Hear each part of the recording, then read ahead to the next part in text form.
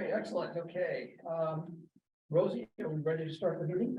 We sure are, Mr. Kaufman. Excellent. Okay, it's 8:30. I call the November 4th, 2022 meeting of the SDCERS Board of Administration to order. Rosie, could you please call the roll? Paul Kaufman, Here. Lisa Marie Harris, Present. Fred Bertolotta, Here. Thomas Battaglia, Here. Michelle Bush, Here. Natasha Kura, Here. Charles Hawkwood, Present. Paul Rhodes, Here. Roy Maji, Here. Lakeland, Here. Clifford Shearson, Here. and Roberta Spoon. Here. And that concludes the roll call. Great. Rosie, do we have a quorum? Yes, Mr. President, we do have a quorum. Excellent, thank you. So, folks, when voting on action items, the board secretary will call the votes. And we're making a motion for offering a second, please state your name first. Meetings. So let's move on to section 3, public comment. Rosie, do we have any public comment today? Mr. President, we do not have public comment for today. Too bad. No, Greg was looking forward. Let's move on to section 4, approval of consent agenda items, which are service requirements, excuse me. Deferred option plan drop entries and deferred plan drop retirements.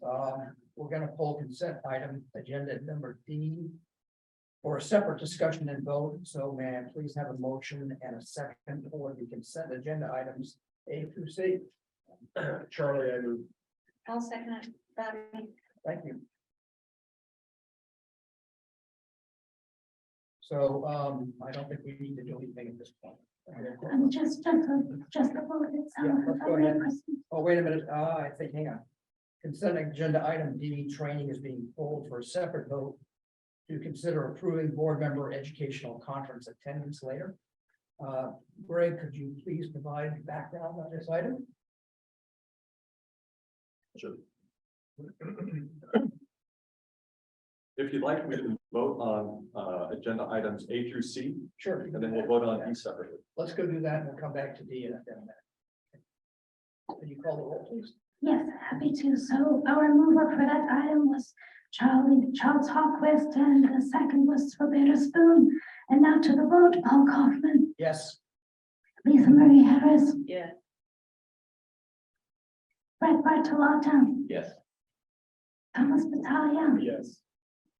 Michelle Bush, Yes. Natasha Kura, Yes. Charles Hawkwood, Aye. Paul Rhodes, Yes. Roy Maji, Yes. Lakeland, Yes.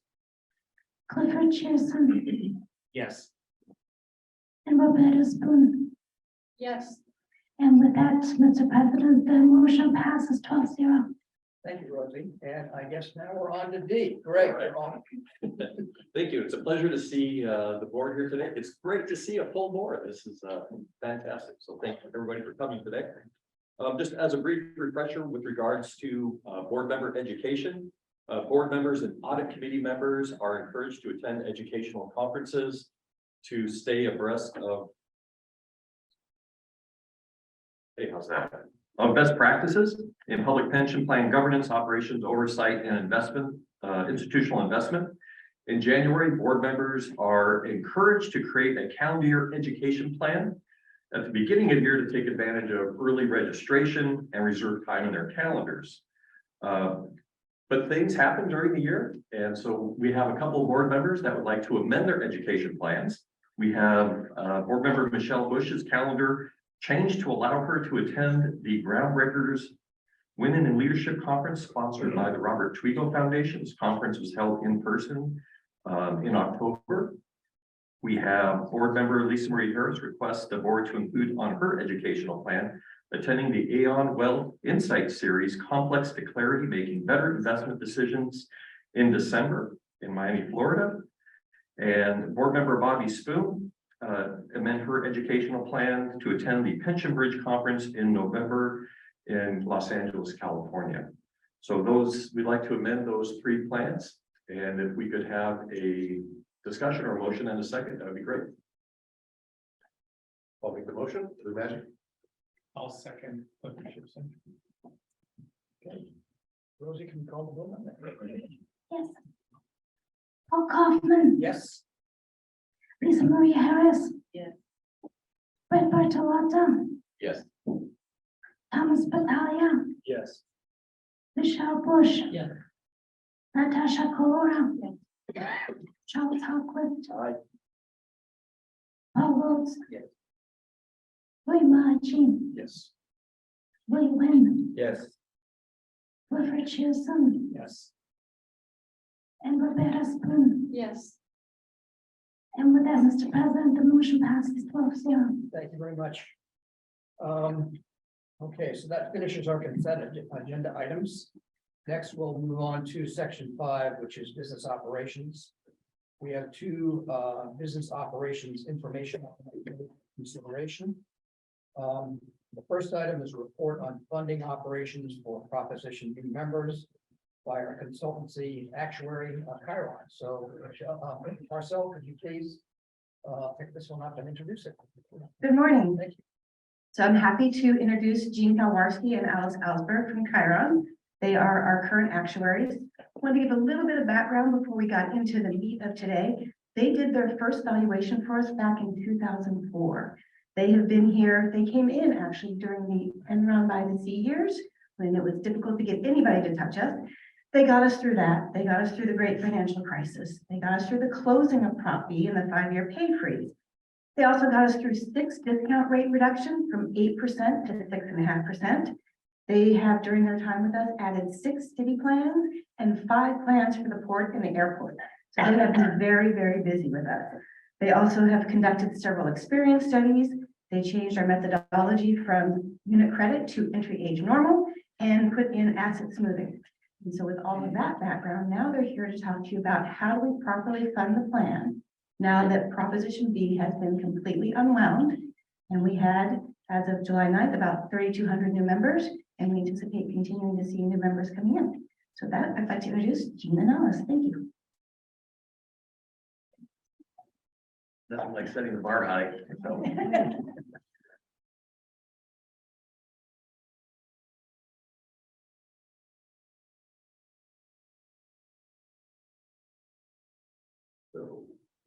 So, click hard, right?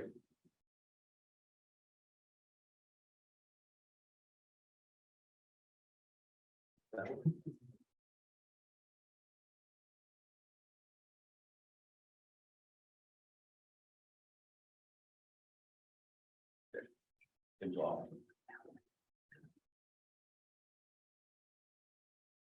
Good morning. So, as Marcel mentioned, we're here to discuss funding options and decisions the board is going to make regarding members affected by Prop B. This is a bit of background. As you know, July 20th, 2012 is when Prop B closed entry to SDCERS. And then last year, July 10th, it was reopened to non-police new hires. The police were never closed. And then this year on July 9th, all the people that weren't part of SDCERS all those years could retroactively join SDCERS. So the funding options we have today that we're going to present are for 2 groups, members affected by Prop B. Those reopened new hires that I mentioned earlier that came in last year. And then the active Prop B members that retroactively are coming in and all their service between July 2012 and this July 2021.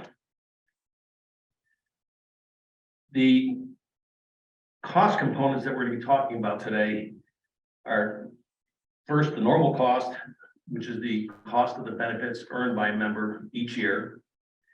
And then Alice will be talking about a shortfall. The shortfall is the difference between the actual liability and the amount of money coming in from the DC accounts.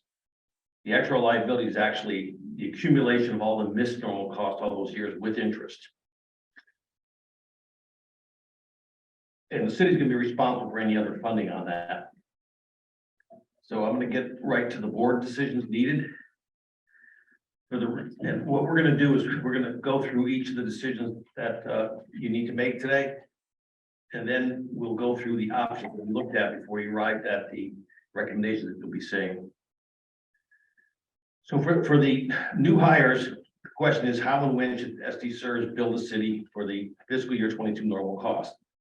And we're recommending that missed normal cost be paid as part of the fiscal year 2024 actually determined contribution. That's the one we're gonna determine with this year's valuation. Again, we're gonna go through the details of how we got to that recommendation in a minute. The second decision is for the active Prop B members that are coming in retroactively.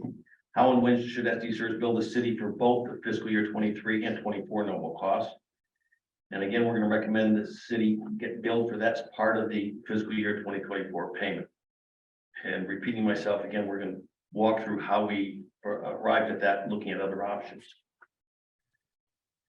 And finally, the third decision the board needs to make has to do with the shortfall associated with Prop B members. And for that, we're going to recommend the city begin amortizing that unfunded liability as part of the fiscal year 2024 payment. And we're actually recommending a 20-year amortization period. And the reason for that is we looked at the active population coming in and they have about on average 20 years left in their careers. So for purpose of intergenerational equity, we landed on 20 years. So now I'm going to turn it over to Alice to go through the details on the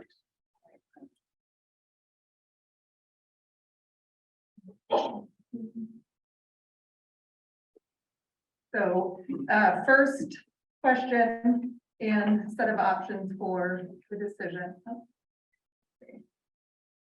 First question and the set of options that we took a look at, how and when should SDCERS bill the city for the fiscal year 2022 normal costs? And this is the normal cost for the new hires who entered the system in 2021. The options that we saw on the table would be to bill the city now within this fiscal year for that missed normal cost payment. Bill the city on July 1st, 2023 as part of the fiscal year 2024 ADC payment. Or let that missed normal cost flow into the unfunded and let that be amortized over 15 years as the gains and losses in a plan are amortized over 15 years.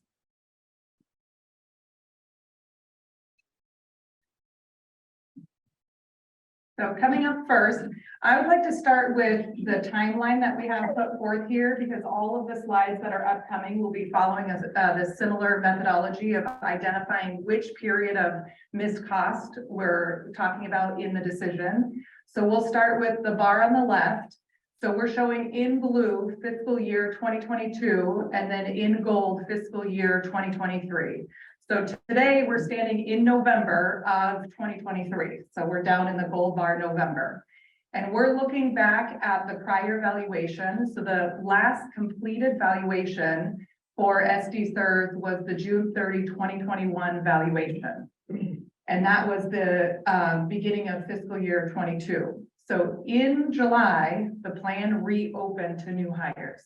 So we started to have new hires coming into the system, and when as members of the system, they are paying their normal cost, the members' portion of the contribution, and the city would be paying its portion of that normal cost payment. But when we perform the 2021 valuation, that valuation gets completed and approved by the board. That was approved in March of 2022, and that ADC was paid on July 1st of this year for fiscal year 23.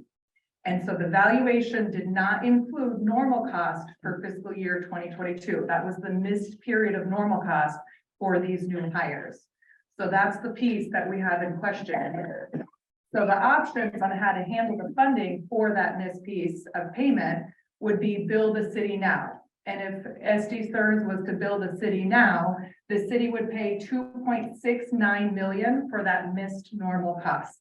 And for the purposes of this calculation, we used April 1st in terms of an interest timing adjustment for assessing that payment. And just the reason it's April 1 is because the board doesn't approve the balance until March. So it was a date that was after that valuation approval date. Yes. So next option on the table would be to bill the city on July 1st, 2023, which is the usual payment timing for the city with each annual ADC payment, each annual actuarially determined contribution payment.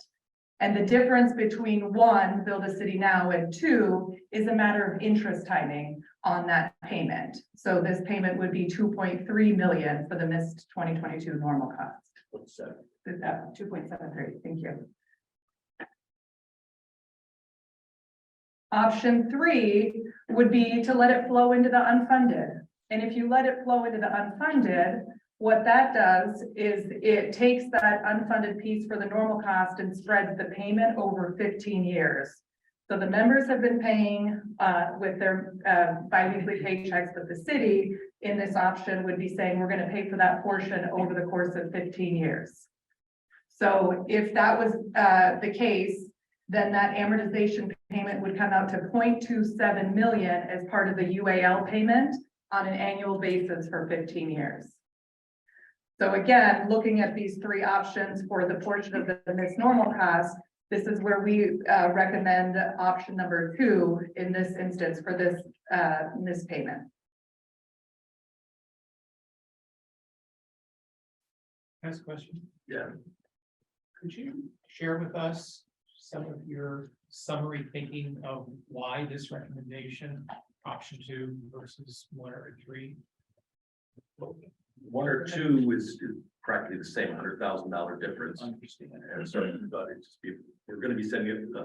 That's sort of going to be sending a bill anyways to the city for the July 1 payment, and just rather than have 2 bills, one a few months earlier, it just didn't make sense. As far as not having it be amortized, the notion these normal costs were earned, and we don't want to spread this out 15 years into the future. They were earned recently, but at the end of the day, it's a judgment call, and we feel comfortable that 2 was the best choice. So there's really no theoretical basis for it. Thank you. And then we'll move on to the. All right, any other questions? I have one preliminary question before we get into the whole thing, Bobby. Has the city been included in any of this? So I would turn to Marcel and Greg to update you on that. Each other.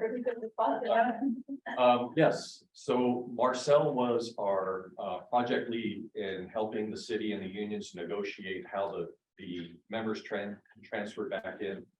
And throughout that entire process, we alerted the cities that eventually we're going to have to reconcile the funding of the plan. And so this has been on their radar screen for a couple of years. After we had sent this information, this slide deck, to the entire board, we also shared it with the city's chief financial officer, and shared with him this is the issue which they were already well aware of. And these are the recommendations by our actuarial expert on how the board, the options they could consider, and what the recommendation was going to be. And so the city is very well aware of these different choices and the recommendations before this board. Did you get any feedback from them? After you sent the slide deck?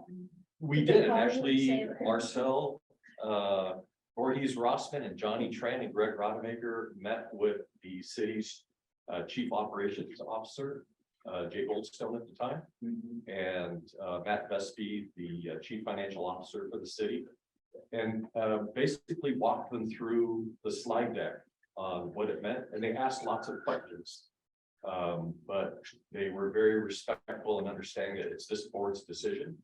And they mentioned that they have been financially planning to make some form of payments to SDCERS, and they were comfortable with what was being recommended. Okay, great. I'd like to add, Bobby, through this whole process, starting about 3 or 4 years ago, Chiron has been doing analysis for us, for the city. So we have been sharing with them throughout this time period what the costs are. So the dollar amount was not a sticker shock to them when they got this presentation last week. We'd already been sharing with them what the numbers were, what projected numbers could be.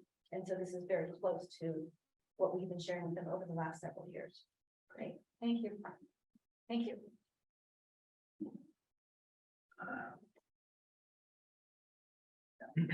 So now we're on decision 2, just like with the new hire of 21.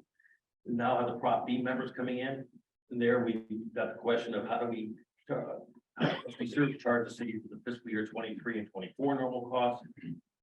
We could bill the city now for the fiscal 23, and then July 1st, 2023, bill them for the 24 normal cost. Or as a recommendation was bill the city for both as part of this valuation that we're doing now, which will be the fiscal year 24 AC payment, or let those missed normal costs flow into the UAL, which is the same as what Alice explained earlier. Same timeline, except we've got now 2 missed normal costs. And again, option 1 is paying 35.21 million now, and then paying 36.82 with the fiscal year 24 ADC. Option 2 is to pay both the fiscal year 23 and 24 normal costs, all as part of the fiscal year 24 ADC. Again, this is our recommendation. When you add up the 2 numbers from option 1 versus option 2, they're pretty close. The only difference is interest. And the real decision here was between 2 and 3. You let it flow into the UAL and have 15 years of 3.8 million payments starting in fiscal year 25, and then an additional 4.17 million payments starting in fiscal year 26. And again, for the same reasons as we said for the reopener, we believe the normal cost should be paid up front. And as Alice will get into shortly, what the UAL would be the shortfall. So we're going to go into the 3rd decision, but I'll pause here if anyone has any questions. It's really the same as the first.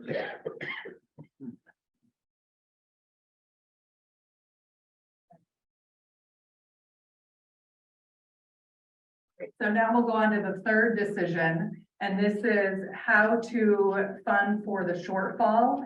And when we talk about the shortfall, Jean mentioned it earlier, but I'll repeat so that we're talking about it with this question now. Chiron performed individual calculations for every single member who was impacted by Proposition B. And we provided that information to the city. And when the decisions were made for the members who entered the system, who elected to enter SDCERS, we were provided the data behind the members from those calculations, who entered the system, and what the asset transfer was from their SPSPH accounts into SDCERS. So we took a look at the difference between the liability and the asset transfer. And that's what's in question here is the shortfall. So in our view, the best approach, as you see, would be option 1 would be to use that best estimate in order to start paying for the shortfall through a series of amortization payments starting on July 1st, 2023, which is with that fiscal year 2024 ADC payment.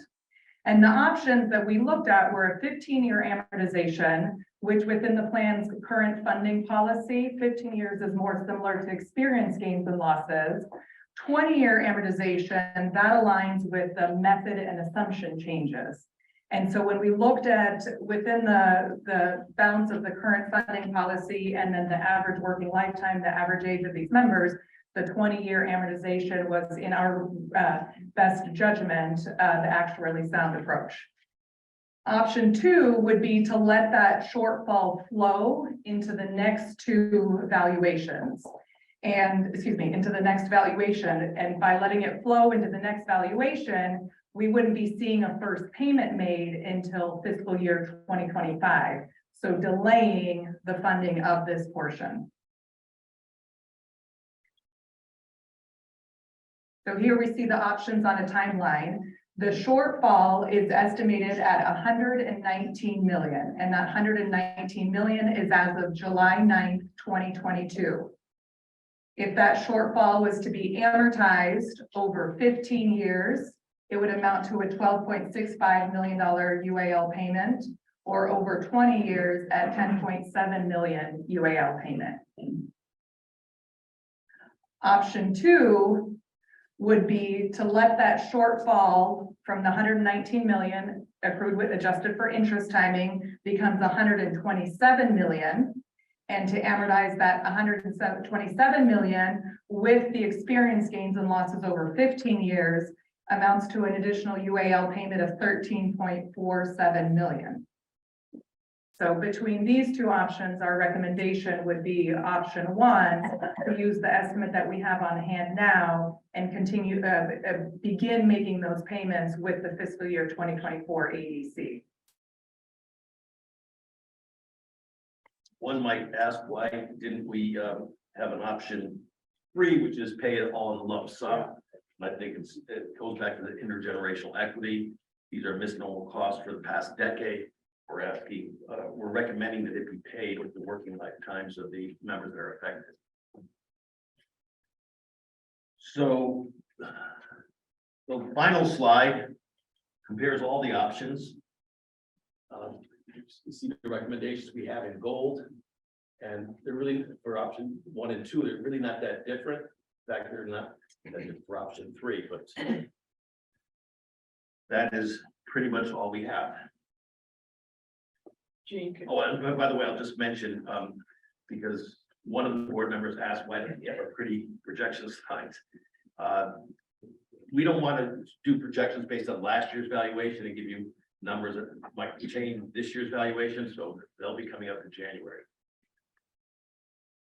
Gene, this is Paul. Can you unpack that analysis you did on paying off the shortfall immediately? It's 119 million. When you say who unpacked it? No, if you could unpack that, just that analysis of. I'm Can you not go sure if back- I followed the back to equity. It's on, that's it, yeah. No, I think it's the prior one. Yep. 119. Mhm. I'm not sure if I follow the logic related to the equity with the existing members we've got now. So the members who make up that shortfall are currently active in the system. They've entered the system and they only have on average 5 years of service. And so we see that their working lifetime, their expected working lifetime is going to continue based on the current assumptions for another period. So that's where the 20-year amortization to align with the intergenerational equity comes in. So how would this relate to the existing employees that we've got, excluding the Proposition B people? Would your proposal here place everybody in an equal framework, so to speak? Well, it would take the full 20, yeah, it would take the full 20 years before the current existing, Right. yeah, it would take 20 years for everything to be set equal. If you wanted to, well, even the current employees have unfunded liabilities because of investment experience and the like. But I'm not sure I fully understand what it means to say how to compare. Well, I'll go back to as maybe I'm just missing something here. Go ahead, Isabel. One of the things I think to remember, Paul, is that during that 10 years, so we'll pick on the costs because they were there for that 10 years. During that 10 years, the costs were there. We had discount rate reductions and we had 2 major changes to mortality for experience studies. Right. So the people that were members of the system during those 10 years have an unfunded liability that's being amortized. And so this would be treating the Prop B members similar to how we treated people that were actually members of the plan. Okay, thanks. Thank you, Marcel. We were both so focused on the 119, the question. So this relates to the waterfall chart that we typically see in evaluation, which is To the funding chart that shows what their normal costs are, or what the ADC payments are over time. Yeah, that chart that you see, this is part of that. so. Let's add a little bit to that one. I was gonna ask you what that impact might. I know we're not doing the evaluation until. Well, it's that 12, no, 10.79 million, and what's the base? That's what I'm gonna pull up the UAL here. If I could throw in the UAL is about 3 billion. Yeah. So we're looking for the amortization. Yeah, so the payment is 303 million.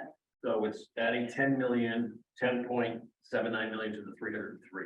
Okay.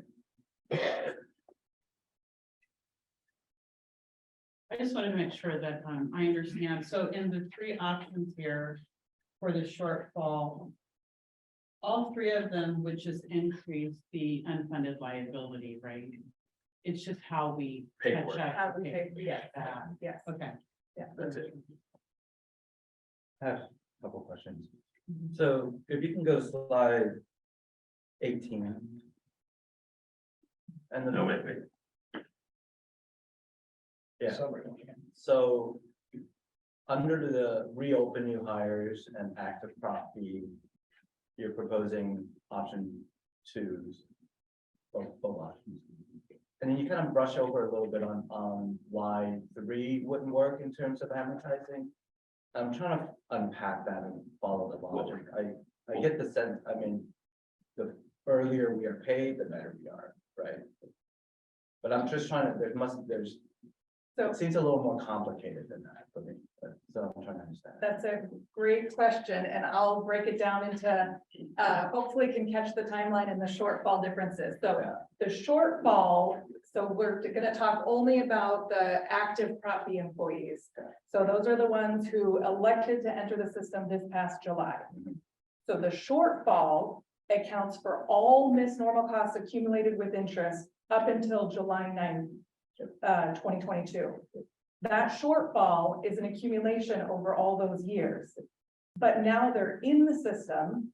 The normal cost that the members are currently paying is being paid for fiscal year 23. And then the normal cost that the members will be paying for fiscal year 24 will be paid. So we reason that it's rational for the city to pay that full normal cost amount, which the members are paying for in this fiscal year as they've re-entered the system. Whereas the shortfall is the past 9 years of closed plan that we're unwinding through this payment option. So the shortfall will be amortized while the immediate payment will be so that it's, Paid in full. so that it would be synchronized with. The reopened people. Yes. Okay, that's very helpful. And then the second question is, and I'm trying to understand if I should be worried about the city's financials, because this is like $87 million total. Jeff, like, do I care if the city has the money to pay, or should I not care as a trustee of the pension and just worry about people, about So, the constituents? okay, and Johnny, you can correct me if I'm wrong, but I think the California Constitution requires this board to be responsible for the funding of the plan. Yeah.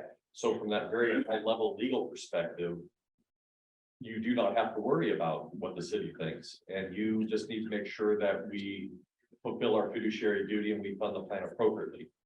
With that said, we still have the responsibility to act prudently with loyalty and care as fiduciaries. And so we have put forth a set of funding objectives when we make these decisions. And we have 4 funding objectives. We have benefit security, which if we lean very heavily into benefit security, we would always pick option 1. It's like, pay me immediately. Yes. But there's other competing interests that we should actually consider and think about. Another one is something that the actuaries mentioned is intergenerational equity. We should fund the plan as services are rendered. So, which I believe is, from my perspective, is when we look at decisions 1 and 2, those services are being rendered now, so they should pay for that now. And then we also have an unfunded liability, which we can address separately. The third is cost sustainability. And that has to do with making sure that when we come up with these funding decisions, that our plan sponsors, not just the city, but the airport and the we put together a funding model that is achievable. So, sending a bill to the city, which they are unable to pay, or to any one of our plan sponsors, may not be in the best interests of all of our members. That may, provide, we'd lean heavy on benefit security, but to the detriment maybe of all members involved. Well, that's what I'm trying to get in my head. It's a matrix decision making. Yes, and then And the other matrix I am not able to follow because I don't know what the city's financials are. I don't know what the plan sponsors financials are. I'm gonna get there. Okay. Sorry. A little long-winded this morning. And then the fourth, just because I need to complete the 4th funding objective, is cost predictability. So you don't want volatility in the rates every year. So you're trying to do a long-term method of funding so that, people know how to budget, not only the employers, but also the members. You know, how do you put together a payment stream that is critical? With that said, as I mentioned, this is not something new to the city. And when the members were in the defined contribution plan, the city was making payments into the defined contribution plan on behalf of the members. Well, they shut that plan down, but they weren't making payments to the defined contribution plan, nor were they making payments to the defined benefit plan. So the city financial leaders are very wise, and they said, well, you know what? Maybe we should just hold on to that money because we're gonna have to pay it to somebody sometime. So the city actually has budgeted and has funds reserved to address these funding issues. And so from that perspective, the city is well aware of these funding obligations, and we will achieve our funding objectives as presented. It kind of balances out those four objectives. Super helpful, and I think for me, having a logic model that lays out those four not competing, sometimes. Yeah, they're competing, sometimes they're yeah. not, but those four elements and how I, as a trustee, should think about the interplay of those four would be really helpful, because it's like, if I'm drawing a bright red line and say, do not look into the financials of the sponsors and all I care about are the members of this plan, then it becomes a very easy decision, right? But it's not an easy decision, so that would be helpful for someone like me to try to work through a very complex decision, other than just these hard numbers, right? Ray, could you summarize those four objectives again? Sure. So And by the way, those are in the Actuary 101 from last August, I think, right? yes. Which is easy because Gene, you and I, we live this every day. Yeah, it's harder for the board and committee members because they do not.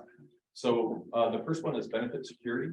And benefit security is really ensuring that the plan is appropriately funded so that when we have to make benefit payments to our members, there's money in the fund to make those benefit payments. Two is intergenerational equity. Let's make sure that we can actually create a long-term funding model that really funds these costs when services are rendered by our plan sponsors, employees to the community that they serve. Three is cost sustainability. That's really to ensure that the long-term funding model makes sense and allows both the members, the employees, and the plan sponsors to be able to budget and actually have a viable business model to fund the plan. And the third is stable and predictable costs. And that is to, I think I just those two up. That was before. They afford to use it. Maybe important. And then the stable predictable costs. You make sure that the volatility.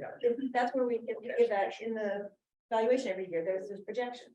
Here's the ABC for this year, and it goes out 20 years.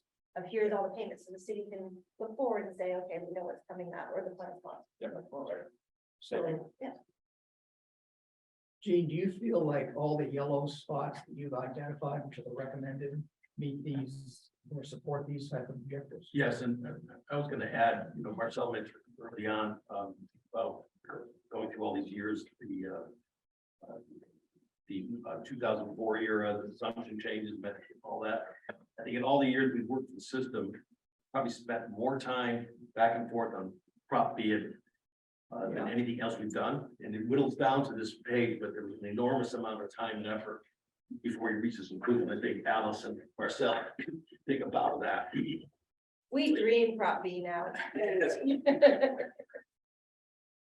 I have a question. Go ahead. Two questions actually, and they're kind of outside of the analysis. The first one is, last time when you were here, we talked a lot about the changes in the job market outside of this analysis. And so when you consider retention and how difficult it is to hire folks, would that have any impact on these numbers at all? Well, it could impact going forward when we expect them to retire. Right. We have an experience study that's due when? It's Marcel, this spring. Right, yeah, or you said July. May or July, Alice, I forget. We'll be looking at it, but I feel like, presentation. I can't tell you, some experience there for other systems. Very hard. It's very hard to know if, pre-COVID, you get some abnormalities, and so even when we come back in July, there's not gonna be certainty yet. I think we need to get through this pandemic and beyond before we see whether there's long-term impact. Because we're in this analysis, we're relying on those new hires to stay Yes, 20 years, right? So if, the 20 years are the current active members that came in, right, so they're not the new hires. Thank you. right. They're but within 5 years of being hired. Right. And then my second question is on the shortfall. Says if the market gets really good again, and does it impact the shortfall at all? Does it help with the shortfall? That would not impact the shortfall because those numbers were set in stone at the date of the transfer, at the date of the asset transfer, but gains and losses on an annual basis come into play. They would offset. So every year when we do that actuarial valuation, we're always truing up to the most recent experience on the asset markets and the most recent experience on in terms of the liability. So for example, if there was $100 million loss, this evaluation due to investments will amortize that for 15 years. Every single year, we true up like that. But going forward, do you use 6.5%? That's Yes. currently To do the the math? assumption, yes. Mhm. And one of the things I think, inflation is at what, now 3.3. 3.05. So for past several years. Wait a minute. Sorry, Inflation today is. your inflation assumption. Oh.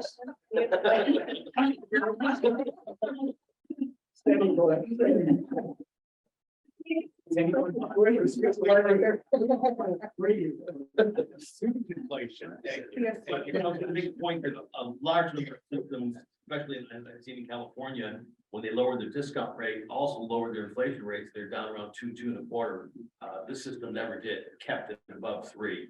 So maybe 3 is low compared to what we're seeing out there is 8, but long-term, you're still on the high side of most other systems. Yeah, it'd be nice if we were 3 today. Do these folks constitute another tier in the SDCERS portfolio? No. These folks now blended in with. They'll re-enter the most, the latest system, whether it's fire, lifeguard, or general, the latest system that would have been available, the latest tier that was available to them. So the valuation that we'll be doing later on this coming 2023 You're working on that now. blends everybody together. So We don't have a separate analysis here for. right, I'll say it again, just to make sure we're on the same page. So the valuation that we're working on right now, that we're in the thick of, that will be coming back with preliminary results in January. That valuation does not include the active property members, because that valuation is as a point in time. So as of June 30, 2022. It's not until the June 30, 2023 valuation that these members will actually be included in that total liability. But we are making an estimate in this But valuation. we project in the ABC projections, we use this known information in the projections. Is there a chance then that this third 1B will change? Yes, I mean, Not that- the That one 119. layer is, I'm talking about the 119 million. A year later, we get all the data in and we know all the Yeah. decisions. There might be 121 or 117. yeah. That will then re-impact. At that point, it would just flow into the experience gains and losses. As we do with evaluation on any given year, we calculate the liabilities in 1 year. If there's a deviation from that in the following, it goes into the experience gains and In losses. fact, all the current members who aren't Prop B, they're gonna have experience gains or losses as Right, well. everybody's specific. Mhm, mhm. I don't know what page it is, the evaluation report, all the amortization bases. Yeah, right here, page 32. Look at page 32. 7 plus another 5 for the layering. See all Plus the break different those in bases. half for the, please, please. I had a question just in general, given the fact the city has been preparing to make some kind of payment, I think they have budgeted and are prepared to make this payment And I know from a plan sponsor perspective, you're also trying to manage your interest costs. And I was curious through the discussions, are they considering being more aggressive in their payments above what the invoice that we are sending? So when we met with the city's finance team, we walked through these teams and I said, this is what the actuary is recommending. And if the board does in January choose what the actuary is recommending, the city is always welcome to prepay that at a lower cost. So they're aware of that and they have that ability. Have they gave any indication that they're thinking about it, at least save interest? What was very nice is that when we had that meeting, they recognized that myself, Marcel and Johnny are not on the board and we were just providing options and information. And so we really didn't even have that conversation. So, but the present value of each option is the same, right? Yes. So, okay, is like something that, go ahead. So yes and no, it's the same from SDCERS perspective, but we're charging them 6.5% interest. So Right. that may or may not be beneficial to them in their cash flow. They have other budgetary needs and political issues and all sorts of good things. Absolutely. Yeah, absolutely. And one thing that, when Louis was talking, I really don't think we can look at these in a vacuum, like they're like the 4 factors that you mentioned. So, well, yeah, it'd be great if they had an extra, 120 million lying around to just pay it right now. The impact of that, not only like, it's not just the plan being responsible and a good fiduciary, like the other side of the fiduciary is maybe that impacts negatively all of the current and future participants because we're going to have salary increases because it breaks the city's budget, things like that. So I don't think you can look at any of these things in a vacuum. I do appreciate you going through the 4 points so that we understand our roles. Includes being reasonable people and understanding budgetary impacts to the city. From my perspective, I would just like to say, when we talk about intergenerational equity, I understand why we want 20 years to be the cap on how long we can go for that very reason. But I don't understand how that supports a 20-year amortization as opposed to the 15. When you look at the 2 other categories, your third option has a 15-year amortization, but you don't recommend that in the third one. And I'm just curious why the longer time. Is it just because it's a bigger amount? Well, we didn't focus too much time on, actually, that's, I think, the type that should say 3. Oh, no, that's correct. In the middle one, it should say it's 1, 2, 3. But on the bottom one, yeah, we could have shown.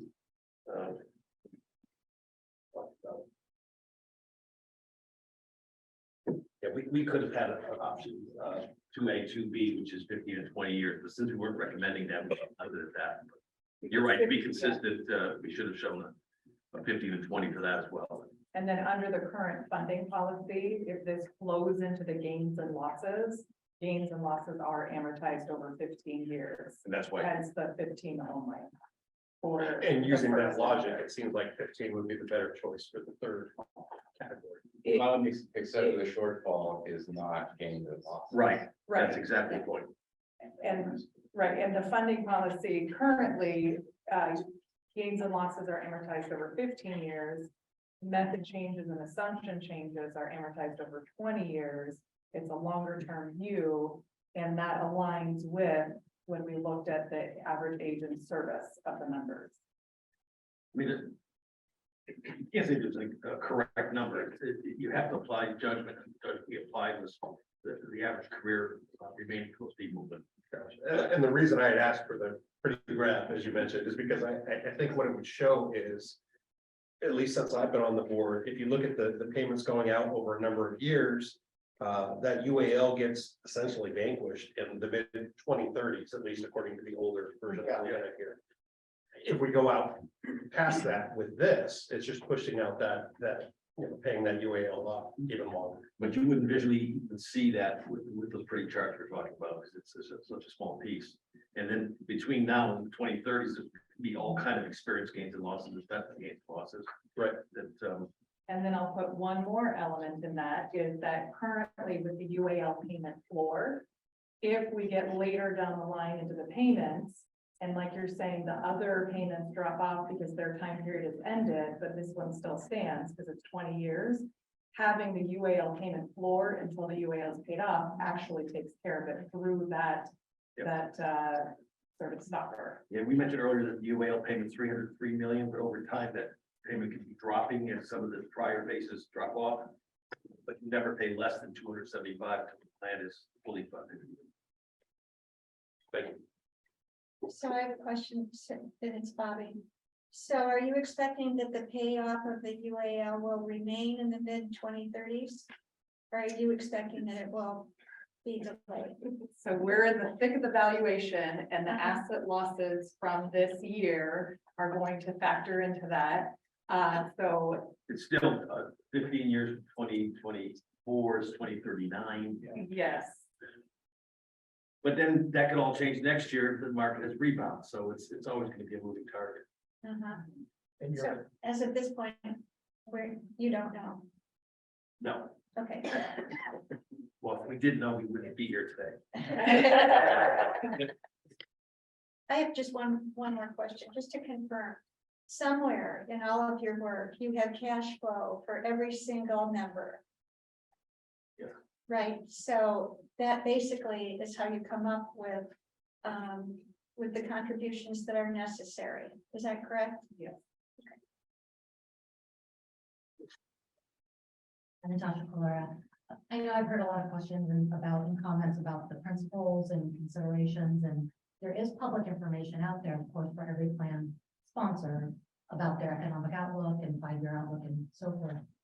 Is that an opportunity, and I guess this is a question for fiduciary council as well, for them to come and present to this board before we make some of those decisions so that we have the complete information? To have the city come and present City, it, or, and whatever. they are always welcome to present, so they get notified of all of our board meetings. Our plan sponsors do, they're notified in advance with the agenda. Thank you to our legal team, make sure that gets out to them, and they are always welcome to come and speak at any time. But that's different from asking them to invite them to speak. Is that what you're asking? You want to invite them? Well, is that an option? And yeah, I mean, either way, right? It's the information is out there. Obviously, from a time efficiency standpoint, it'd be much easier to have them all come here. But I was just gonna mention that we have had plan sponsor representatives address the board before and give their.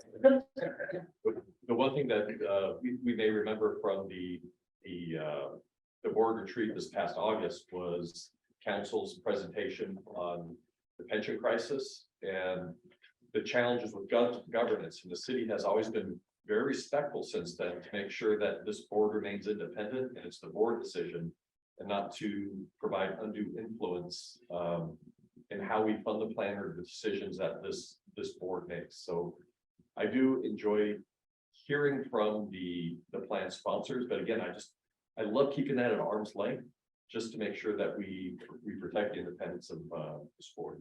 I could see how over time, if you had that philosophy to hear the city's pitch and the actuary's pitch, eventually that's going to collide into in a budget year where a city can't afford it. You'll be always each year weighing between the city's actuary and the board's actuary. Yeah.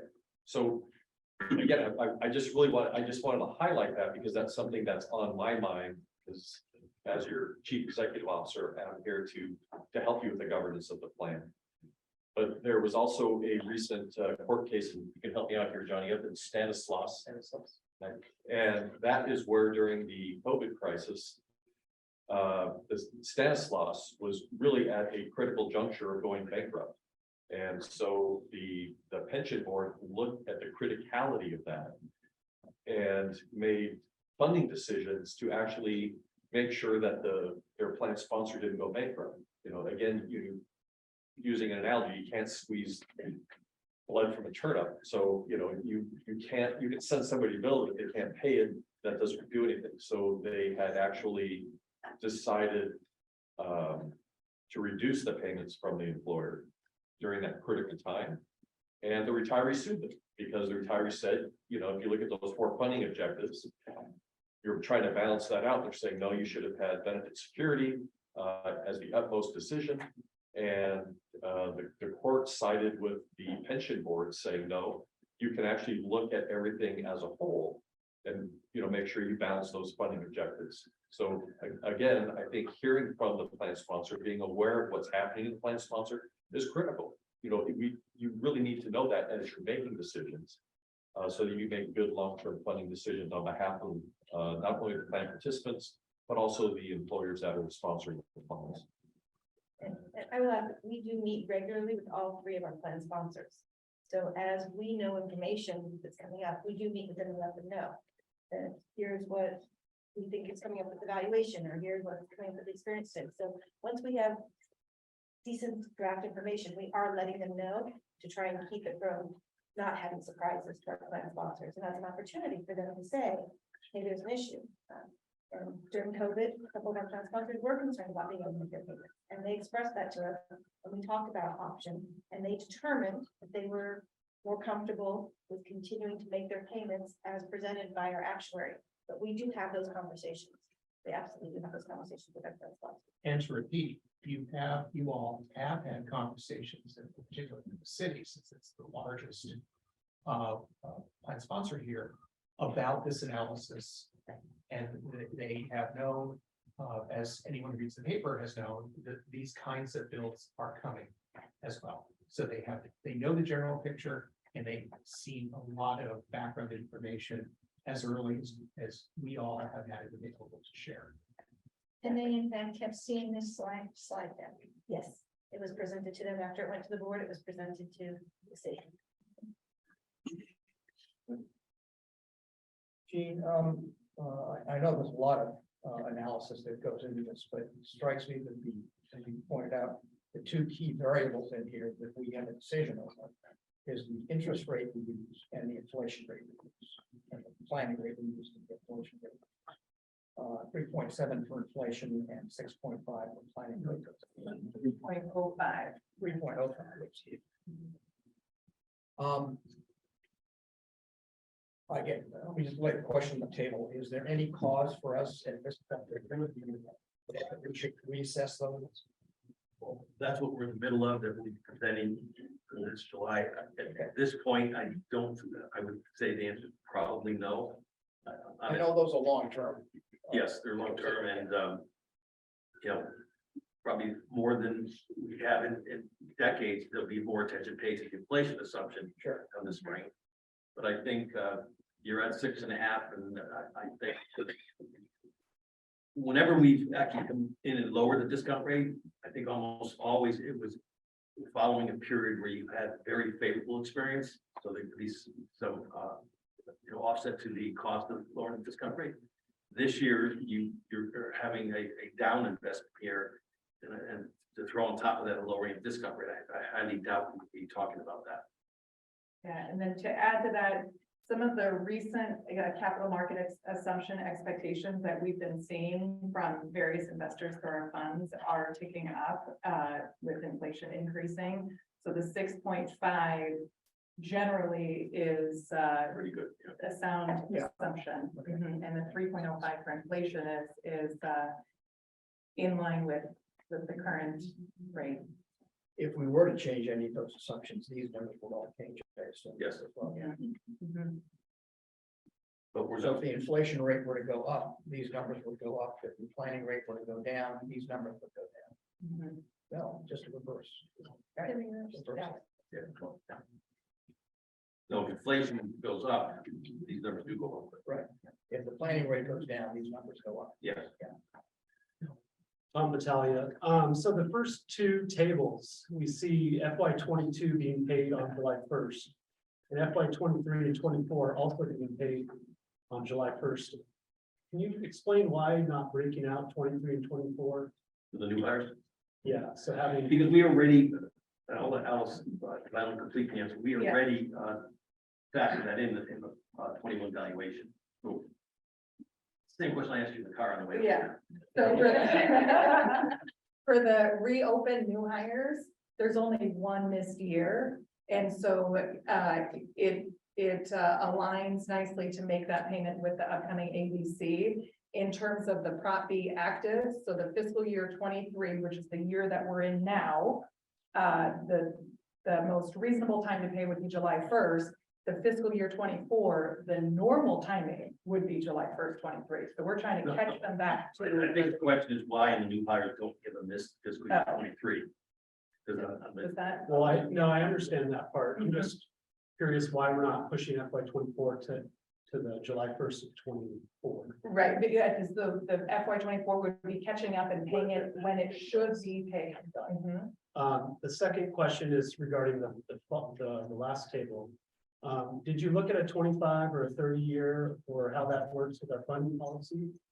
we felt There, it shouldn't go beyond the intergenerational equity component. We shouldn't go beyond pushing beyond their working So career. that was the really only factor. Yes. well, and the current funding policy prior to the last experience study, the plan did have a 30-year amortization for methods and assumptions, but as a whole, the profession, that 30 years was spreading it out over too long of a lifetime when you're factoring the 4 objectives. So SDCERS, you guys took the move to change that from the 30 to the 20. And so that's currently the longest available amortization period. Once you go beyond 20 years, you get into a concept of negative amortization, meaning that unfunded grows before you can start to pay it off. And so the plan also has a stop on that. The current policy has a stop on that. So anything beyond 20 would not align with the policy. Great. And then my last question, we still have a few hundred employees that haven't been able to make a decision. Are we going to have this presentation in a few months to talk about that, or is that just going to be thrown into the valuation? Yeah. Next year's valuation. So on a go-forward basis, the remaining employees that we're still working on getting calculations for, as well as continue to have employees become eligible. So there are employees right now that are active city employees that are still at this point not eligible for membership in the system, even though they were hired in Prop B for whatever type of leave they may be on, whatever their current classification status is. So as those come on, those will fall through as gains and losses and be picked up in the valuations. The piece that hasn't been resolved is the approximately 2,000 people that were hired during Prop B that have not, that left, that separated service before July 8th. And so the city, I know, is in negotiations on how to handle those about approximately 2,000 people. But on a go-forward basis, that big group came through and the rest of them are going to come through as gains and losses.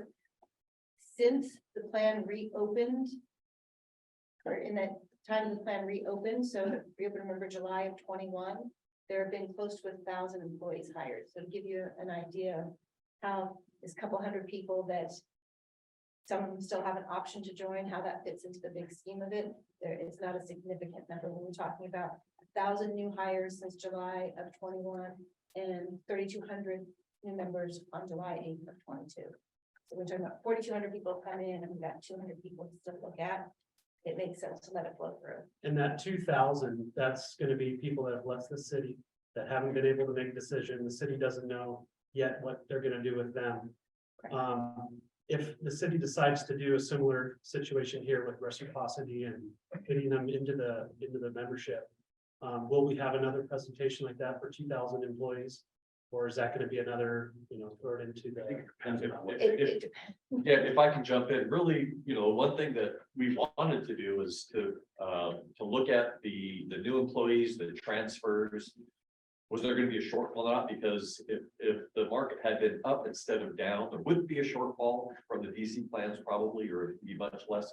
Was the materiality, is this a large number or a small number? And we will take that look after we broke this into 3 phases. Phase 1 was that first decision, new hires. Phase 2 was the transferees. And phase 3 is everybody else, people that have left the city. And they're still negotiating how the city and the unions are negotiating how we're gonna handle that phase 3 group. So we really don't know what those costs are gonna be, but after we do know, then we're gonna have to take a step back and go, is this a big decision or a small decision? And it'll definitely be a board communication and say, this is what we found, these are the recommendations, what we do. Like, I don't think it's gonna be a large number, but if it's a very large number, it'll probably be something like this. If it's a smaller number, I think we'll probably say, you know, in compared to everything else in the long-term funding of the plan, it doesn't make any sense to actually do something different. We should just use our long-term funding models to take care of it. But we know it's gonna be a much smaller number than this already, because 2,000 is less than 3,200, and these people have already left, they have no future service. Yeah. Thank you. Any other questions? Yeah, quick question on active prop B. Amortizing over 15 years, option 3 there. In theory, we could amortize that over any amount of time we want, right? I mean, it's not mandated by regulations or compliance or anything, right? So we could, in theory, amortize it over 3 years, 5 years. Right? That's helpful to understand. And then, and this is really useful analysis. I think if we could take it a step further and walk through how each of these, how this decision has implication to those 4 drivers that you mentioned before. That would be helpful for someone like me who doesn't spend a lot of time thinking about this. Is how does this, I hear intergenerational equity, but that could mean many different things. And I, in my mind, equity has a very specific meaning because of the world I come from, but I don't quite understand how it's being applied here. And then cost stability, like there's just layers and layers and layers there. So an analysis of numbers are great, but it would be helpful for just Louis, speaking for Louis, walking through how it impacts those 4 drivers would be a really rich analysis. You want to tackle that? Would you like me to? Yeah, tackle no, well, I'll start and you finish.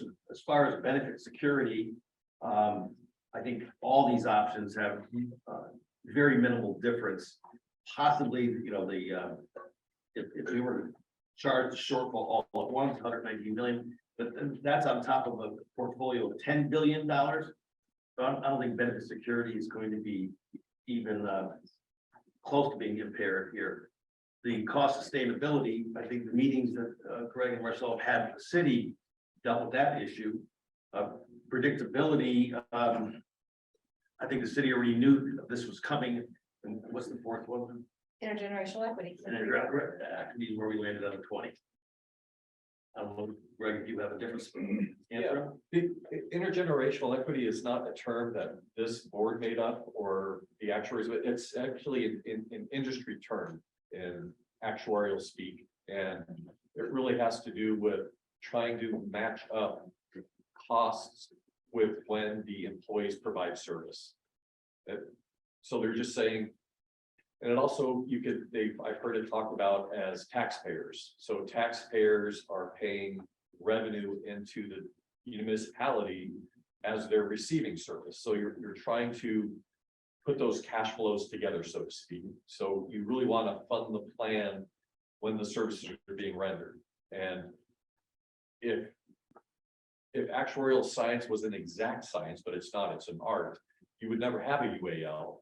And you would always have the normal cost of paying for all funds as it happens.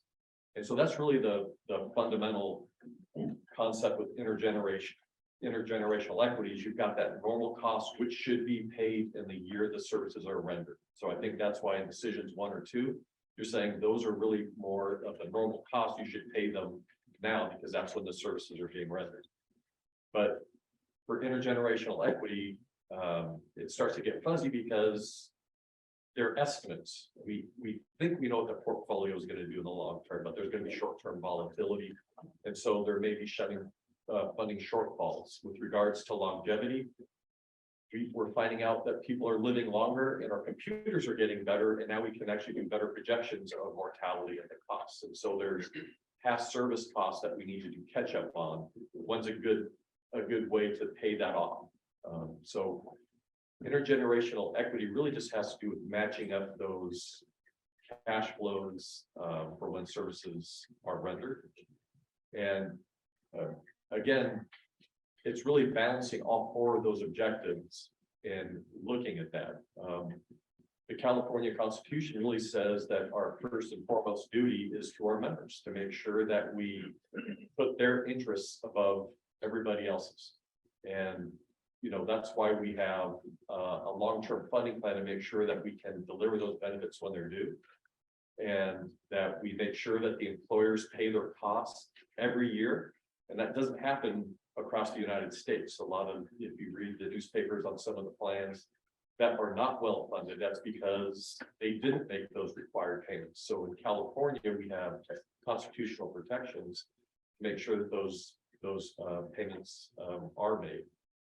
So to me, it's really just balancing those four objectives and doing the best we can with a long-term plan. Admittedly, I asked the actuary, I said, how do we help support the board in making, you know, in addressing these issues and supporting the board in understanding these issues? And I said, if we can use the construct as it's laid out, you know, our funding decisions that the board has already made, let's try to take some of the variability out of it. So I really appreciated your comment of why 20 years, why 15 years, why not 7 years, why not 3 years? It's really trying to use existing board policy as we've already decided on it and say, here's a couple different variables. What makes the most sense from an estimation perspective in laying out this long-term funding plan? Thank you. No further questions? I would like to thank Alice and Jean for a stellar presentation and very good information us to consider for the upcoming valuation and decision on this in January. And Marcel, thank you very much for staying on top of this. I know this is a very complex activity and you're probably dreaming about this at night. It has been fascinating. We are a unicorn. We're the only system in the United States that has this unique. Very interesting. I was going to suggest a black swan, but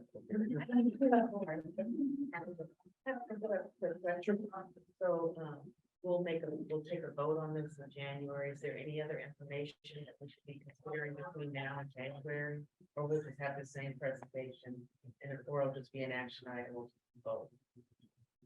My understanding is that there will not be any further studies or additional information provided, and that this information will remain static and we represented in January.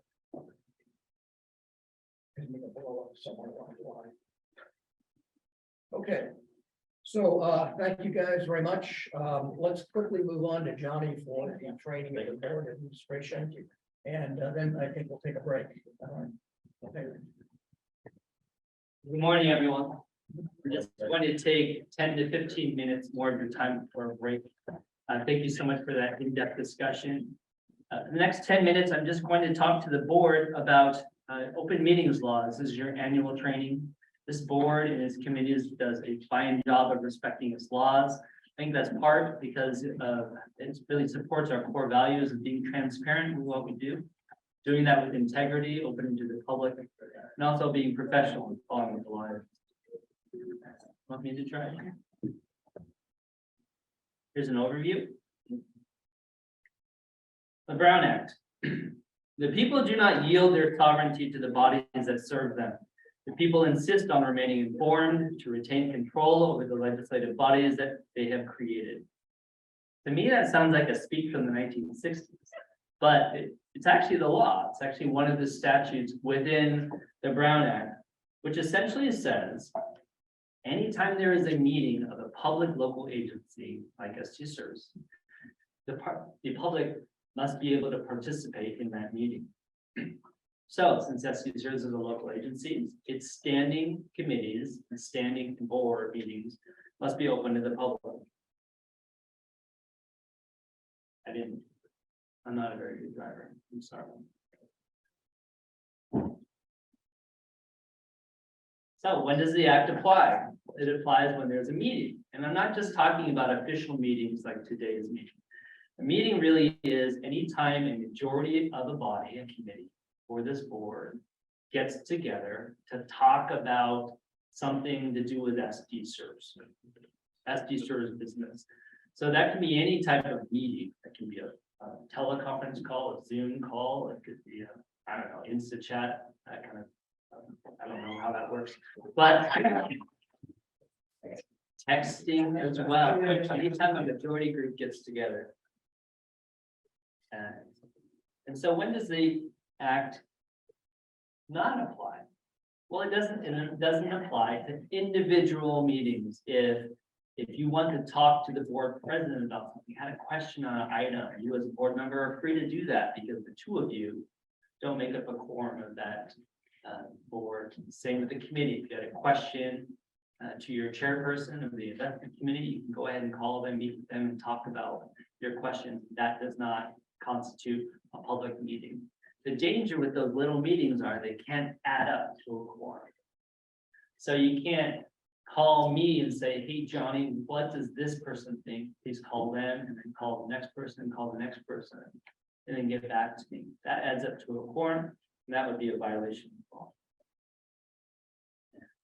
Other times, then under that scenario, when are you allowed to talk? You can attend educational conferences as long as you're not talking specifically about SDCERS business. Social events and ad hoc committees. Our ad hoc committees are never a quorum of our board, so therefore it would not be a violation. So let's now assume we have a meeting that is subject to the Brown Act. What are the requirements under that act? You have to have an agenda, a written agenda that's public. You have to give notice to the public of the agenda, and you have to make those documents available to the public. So at least 72 hours before a meeting, your staff publishes your agenda, both at the city breezeway and in our offices. It's also posted online, 3 different ways, and we do that a week before the meeting, not waiting to the minimum 72 hours. In that description, the agenda states generally what we're going to talk about, gives a description of each item. I also want to make sure that we all know this, but if it's not on the agenda, we can't discuss it in detail. We can't take a vote on it either. Your staff makes public reports available through online as well as within the offices of SDCERS prior to the meeting and at this meeting. Let's talk about what public participation means. Well, it means that we hold our meetings in a public location that is open to the public, that is compliant with the Americans with Disabilities Act. There are some exceptions to public meeting, meaning what we generally call those to be closed session. There's a few exceptions, things like litigation, which you're familiar with. Excuse me, John. Yes, Cliff. Could you please clarify if you could, or expand on the et cetera here in that second bullet point? Yes. Yes, I didn't want to list every example, but for instance, you evaluate Greg in his performance report. That is not open to the public. So there are a few other exceptions. Thank you for pointing that out.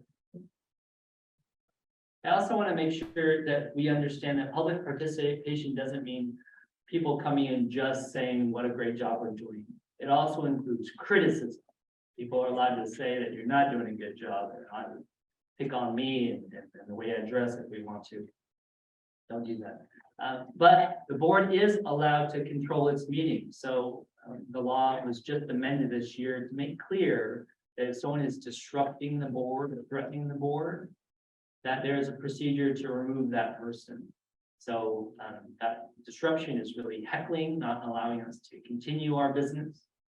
It also includes any threats of force.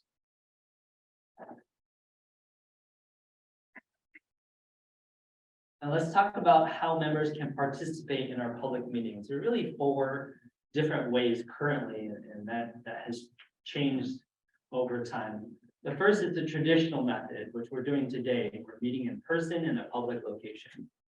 The second is what I call a traditional teleconference, which has been in the law for a long time, which is a minority of the board, just a few of us, while the quorum of the board is meeting in person in a public location.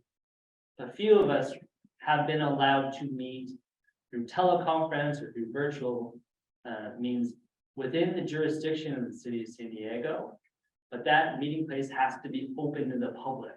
It also has to be an agenda, notice, and the public has to be able to participate in that location. You can see that that's kind of difficult to meet. The third way that the Brown Act allows us to meet has been is AB 361, a law that passed during the pandemic. As you know, it was the beginning of the pandemic, it was quite dangerous for us to meet in person. So the law passed that allowed us to meet virtually, telephonically from our private location, our homes.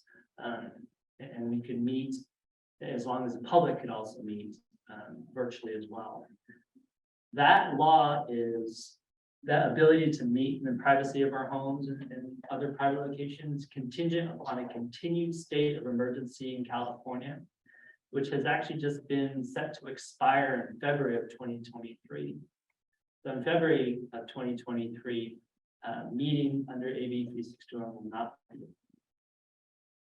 The last way to meet is just a new law that passed in September, which is AB 2449, which was really a very minor exception to our otherwise in-person meetings. Let me explain.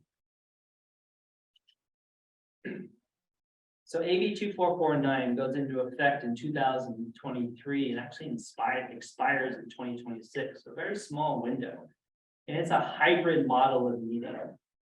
If we want to take advantage of the ability to meet under 2449, the majority of the board has to meet in a public location like we are today.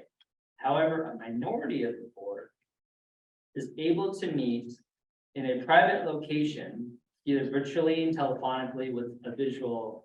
Do you have a question? Okay.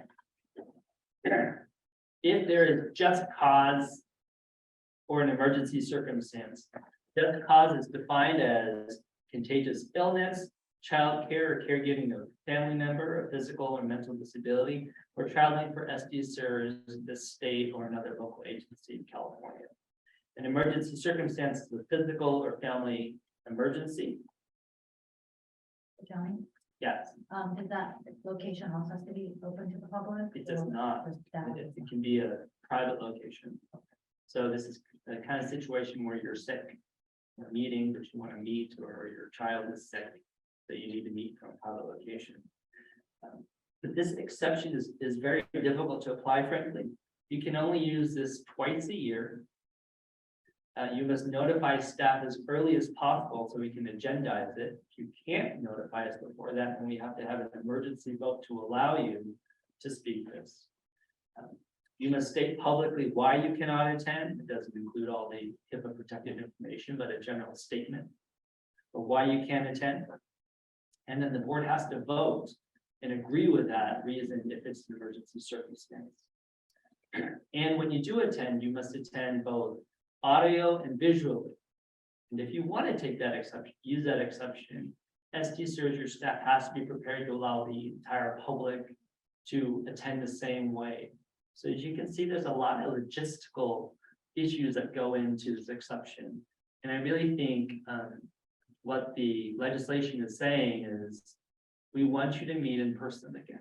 We want SDCERS to be doing what it's doing today, trying to do it as safely as possible, which is have a public meeting in person where the public can participate with you. That concludes my presentation. Any questions about that? I really do appreciate you making my job easy by respecting this law. Y'all have done a fine job, our staff as well, in working with that. Yes, Lisa. So there's no exception to the remote up to 2 times? It's Are you saying 3 times? Yeah. There is none Is that per person? per person, 2 times per person? 2 times per person per year. Yes. I just want to add that I was pretty excited about this because there are lots of good reasons why you would like a board member to participate, but for some very good reason they can't, and to get them to zoom in. The thing that I was like all excited until Johnny said, well, Greg, if you do this, then you also have to make sure that the public can do it also. And that's when my stomach just went, oh, like, we do not have the technical capability at this moment to do that.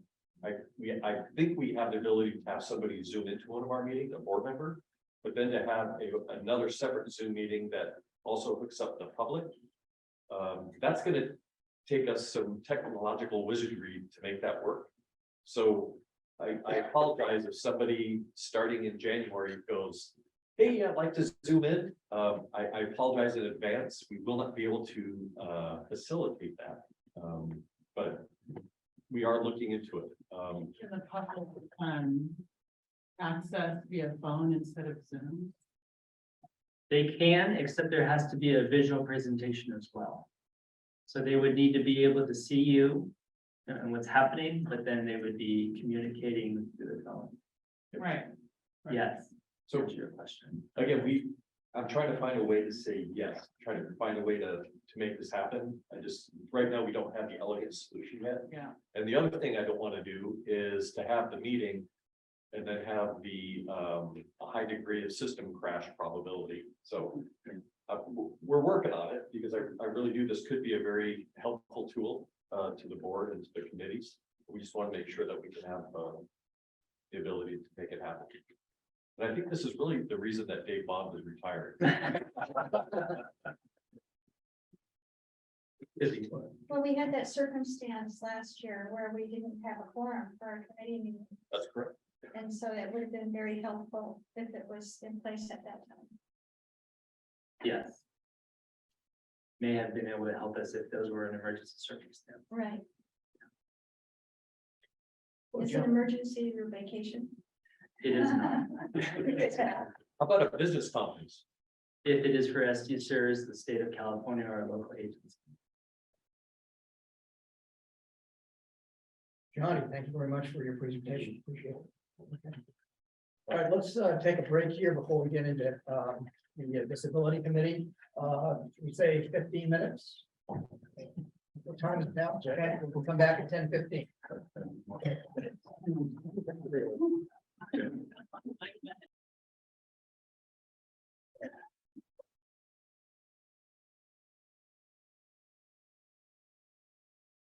Okay, are we recording now?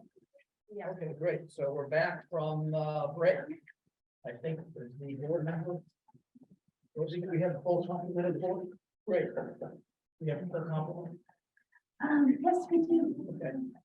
Excellent. So we've got the disability section 6 coming up here. Charlie, would you please provide your committee report? Yes. Good morning, everybody. For yesterday's disability committee, we had 4 action items. Item number 4, the recommendation to deny the disability retirement application of Titan Smith was pulled because our legal counsel is home taking care of an illness and wasn't available. So to give everybody a ability to have all the necessary information, we're going to put it on the January agenda. We also had 3 action items that we did vote for and approved unanimously. The first one was the staff's recommendation to approve an industrial disability application of Rashawn Donax. The second was staff's recommendation to approve the non-industrial disability retirement application of Rex Cole. And the third one was the staff's recommendation to deny the industrial disability application of John Fry. As I said, all items were approved unanimously. If there's anybody, any member of the board want to pull one of these items for further discussion? If not, I'm going to make a motion to put them on a consent agenda. Hearing none, I move that we approve all 3 items as consent. Hold a second. Go ahead. Hold a second. Let's call the roll. Charles Kaufman, Yes. Lisa Marie Harris, Yeah. Brett Bartolata, Yes. Alice Kaya, Yes. Michelle Bush. Yeah. Natasha Kura, Yes. Charles Hawkins, Aye. Paul Oates, Yes. Lee Maji, Yes. Lee Win, Yes. Clifford Cheerson, Yes. Roberta Spoon. Yes. And with that, Mr. President, the motion passes 12-0. Great. Thank you very much. Okay, and just continuing, we did have a report from Sandra concerning the disability status report. We are actually processing our applications quickly. We don't have any that are going past 12 months unless it's a request for a continuance on the part of the applicant. I did commend them. They are doing a wonderful job keeping forward. And they are keeping their eye out for the possibility of increased disability applications when the property stuff gets all sorted out, especially for people who have left service yet, and we're not sure what their status is. So for right now, they're staying on top of it. We're very efficient, and staff's be commended for all the great stuff they're doing. So I do appreciate that. And with that, Mr. Chairman, Mr. President, I am complete my report. Excellent. Thank you very much, Charlie. Let's move on to section 7, business and governance. Roberta Spoon, Bobby, would you please provide your committee report? Sure. So yesterday, the B and G committee met. We had all members present. We started with 5 action items. Our third action item was pulled. The appeal of Jay Farrington was pulled from the agenda and postponed until a future meeting. Ms. Youngfish couldn't attend the meeting or the board meeting today, so that one was pulled and postponed. And before I review the remaining consent agenda items, is there any board member that would like to pull any of these items? Yes, it's Maria. I wanted to pull the board meeting policy action. I just had a minor or clarification change to the language. Okay, if you don't mind, let's proceed with the consent agenda items 1, 2, and 4 then. The first one is staff's recommendation to approve the payment of the annual supplemental benefit. Ted LaSalvia presented this. The plan provisions require that the board approve paying the annual supplemental benefit, provided there are sufficient realized investment earnings.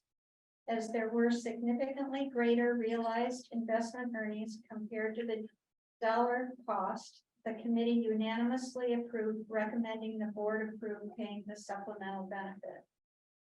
The second item was staff's recommendation to approve the 2023 drop interest crediting and drop annuity factor rates and to revise the board rules 6.10 and 6.40. Ted LaSalvia also presented this. SDCERS policy requires that the board approve the drop rates for the coming year based upon the policy calculation. The drop account interest rate will increase from 0.8% to 2.5%. And the drop annuity rate will increase from 2.1% to 2.9%. The rates are below the policy's maximum limits recently discussed at our August board retreat and adopted at our September meeting. The committee unanimously approved recommending the board approve the 2023 drop rates. Number 4, the insurance overview and staff's recommendation to review fiduciary insurance. Johnny Tran and his guests Sean Kratz and Robert Shimke presented from Alliant. There are insurance brokers, and they recommended SDCERS renew the fiduciary insurance. As of the quotes have not yet all been received, and our policy expires in December before our next meeting, the committee recommended that the board delegate the authority to the general counsel, to Johnny, to purchase the fiduciary insurance of at least the same coverage with a premium not to exceed $235,000. Is there any discussion on any of these items? Good, hearing none, I move that the B and G committee consent agenda items 1, 2, and 4. I move items 1, 2, and 4. And Rosie, will you please call the vote? Paul Kaufman, Yes. Lisa Marie Harris, Yes. Fred Bartolotta, Yes. Thomas Battaglia, Yes. Michelle Bush, Yes. Natasha Kora, Yes. Charles Hawquist, Aye. Paul Lutz, Yes. Louis Margie, Yes. Louis Wynn, Yes. Clifford Cheerson, Yes. and Roberta Spoon. Yes. And with that, Madam Chair, the motion passes 12-0. Great, thank you. So item number 5, staff's recommendation to amend the board meeting policy, the board policy regarding a disaster event, placement agent payment disclosure policy, and Division 9, the death benefit of the board rules. And this was presented by Johnny Tran. Lisa? So the change I had was under the form section, just to make it more clear.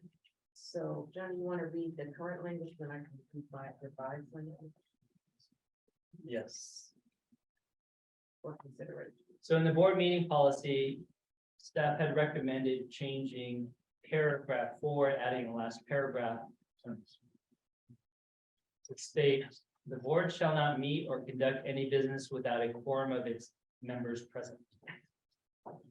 So my recommendation is to say the board shall not conduct official board meetings or conduct any official board business without a quorum of its members. It just makes it clear that we can still talk if it's 2 or 3 of us. It's the way it's read or can be perceived, that we have to only meet if we're informed.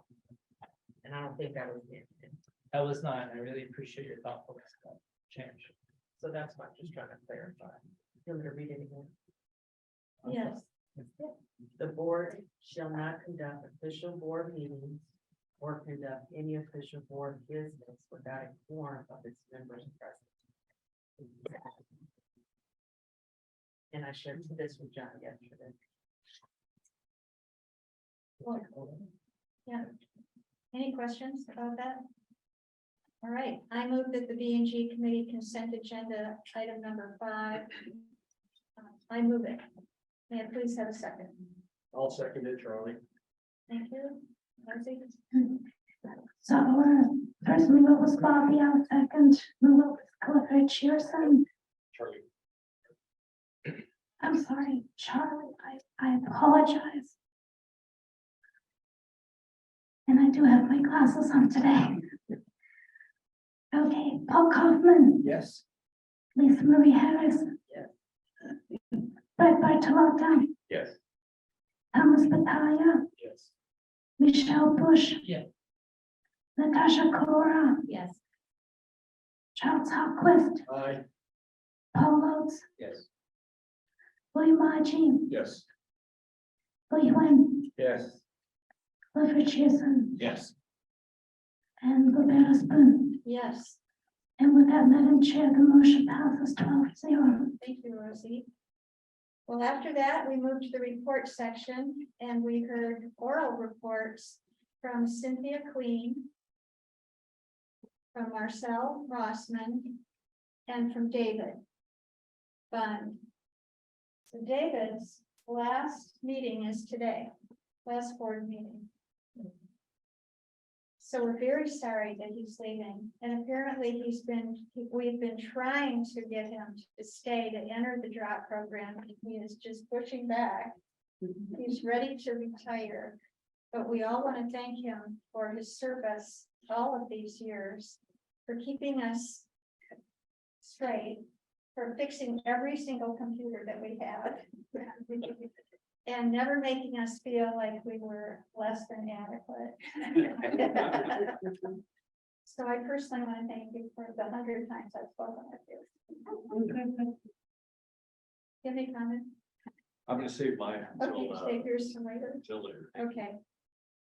And then we also received written reports from Johnny on legal and compliance, from Ted on the financial statements. I understand that the audit is proceeding well, and we'll hear more from the audit committee later this month. And that's it. Are there any questions? Good, thank you. Back to you, Paul. Thank you very much, Bobby, for an excellent report. So let's move on. Drum roll, please, to the investment committee. We can share. And Cliff, you can provide us with a report. Thank you. Hello, everybody, again. The investment committee met here in this room yesterday afternoon and had a very full agenda. There were, I think, as you can see, not only 5 action items. The first one, though, we broke into 3 pieces, but they all relate to what I would describe as some thoughtful realignment of some of our definitions of some of our asset categories and establishing secondary benchmarks for a couple of them in light of recent market conditions to make the use of benchmarks and looking at performance to be more useful for staff and for the board and other stakeholders. And with this, I'd like to ask Corinna if she'd like to expand on some of this for us. Gladly. Good afternoon, everyone. Good morning still.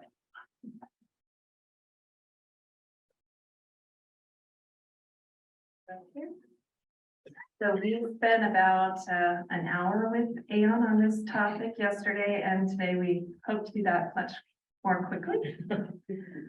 So I'm going to actually hit the highlights. We actually had all of our advisors in. Stepstone also presented a segment of this recommendation, was an education piece on infrastructure. And GCM also talked to the committee. So we actually had all of our advisors involved in looking at this action item, which is really three decisions. So they're all going to be separate votes, as Cliff mentioned. So at a high level, it relates, I should be on page 3 here, to creating a real assets category. So right now we have infrastructure combined with private equity, and they're really quite different investments. So we wanted to create a real assets category to house real estate and infrastructure, which are similar, although still different investments.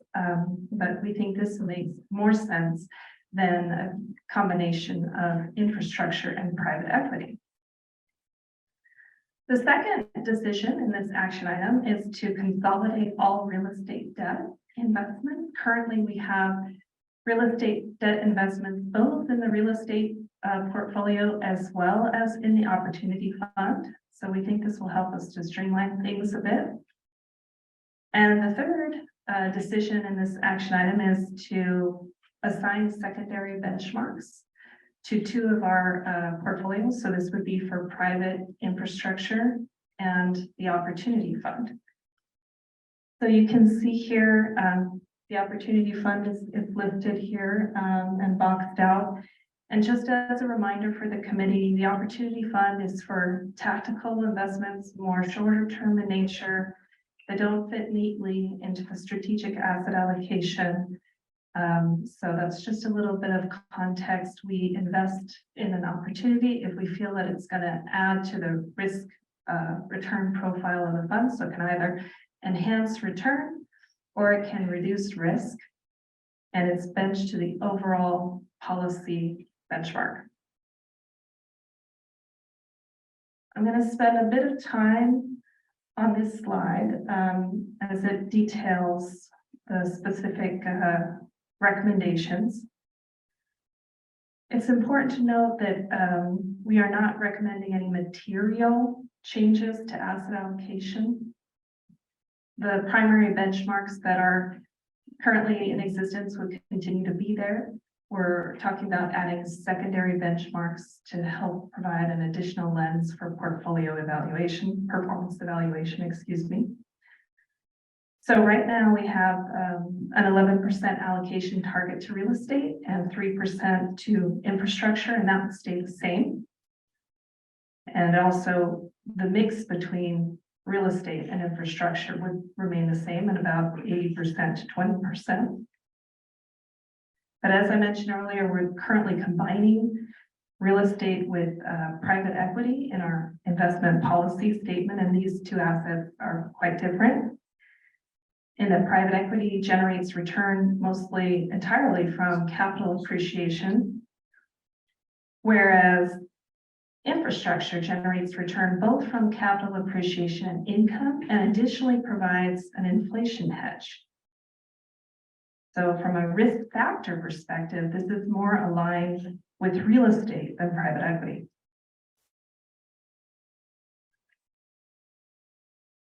And as you can see, I think that's on page 4, right? We have real estate investments in both the real estate debt in both the real estate portfolio and the opportunity fund, and we want to consolidate these. It's important for the board to note that we Currently, in our real estate portfolio, the policy states that we can invest up to 30% in real estate debt. And that was a policy that Nikita recently updated. I believe it was March of this year. So that's also important to note. And the third item, as I mentioned, detailed here, talks about adding the secondary benchmarks. So for infrastructure, the primary benchmark is CPI plus 5%, inflation plus 5% per our investment policy statement.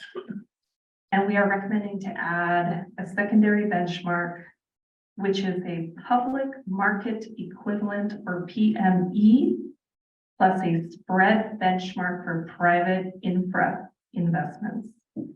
And PME is a calculation methodology that seeks to compare the performance of the portfolio of private market investments with public market indices using a net IRR, or internal rate of return, value based on the actual timing and size of the private market's daily cash flows and the daily appreciation or depreciation of an equivalent market index. So contributions via capital calls are like index purchases, and distributions are treated like index sales. And the board, as a reminder, has already adopted a PME methodology as secondary benchmark for your private equity investments. And there you also add a spread. It's a spread of 300 basis points.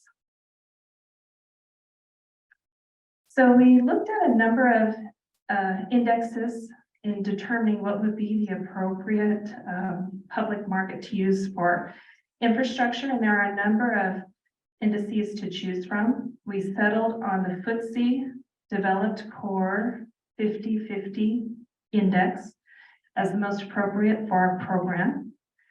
As you can see by the name, it's developed, so it's non-investing in emerging markets. And it's also 50% weighting to utilities, which actually reduces the weight to utilities compared to market cap, and therefore achieves greater diversification from a sector perspective. All right, so moving on to the Opportunity Fund and adding the secondary benchmark there. We currently have Opportunity Fund invested in both managed futures and private debt, and also these real estate debt investments that we've talked about. And it's benched to the overall policy benchmark, 78% to the MSCI All Country World Index and 22% to Intermediate Aggregate Index. And if we add a secondary benchmark, that will help us to more reflect the underlying exposures in the investments in this fund. So I'm going to move now to page 8. So I'm going to skip forward a little bit. I'm sorry, I have to toggle with and without my glasses here.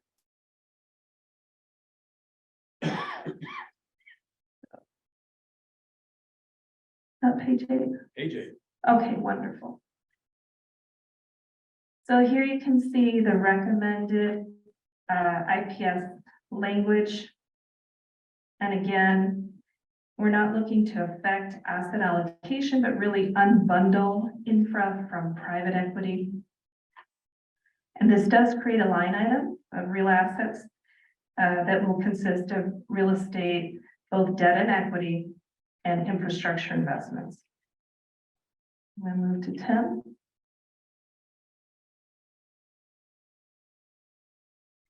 So if you just want to focus on the table here at the bottom, I just want to point out that we have Torchlight debt funds both in the real estate debt portfolio as well as the Opportunity Fund. And we recommend combining not only the Torchlight, but the other debt funds that are here, so that we have them sort of all under one hood in the real estate portfolio. So we think that makes sense. Essentially, we're looking to combine roughly 27 million of real estate debt, these items on the left added up, to the 121 invested in the real estate fund, in real estate debt opportunities. I'm going to move forward to page 11.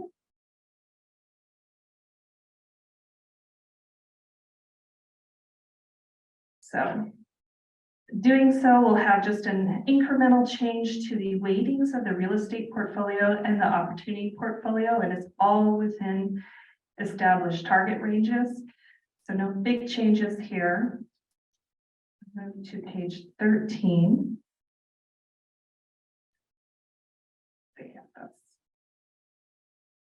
We talked a little bit about which index we should select as the public market equivalent, and as I mentioned, there were several. So the FTSE has about 2.2 trillion in AUM. It has 134 constituents. It's very broad-based. We also talked about what size spread we should add. Your spread on the private equity side is about 300 basis points. And here we're a little bit lower. Again, this asset class has less risk than private equity. And working with our consultant, Aon, determined that 200 basis points would be appropriate. And I just wanted to finally list out all of the recommendations on, or rather, excuse me, let me stop here on this page too. So here you can see for the Opportunity Fund, generally we have quite a bit invested in managed futures and also in private credit, opportunistic private credit. And if you look at like the fiscal year of just ended June 30th, I think an example really brings this issue to light.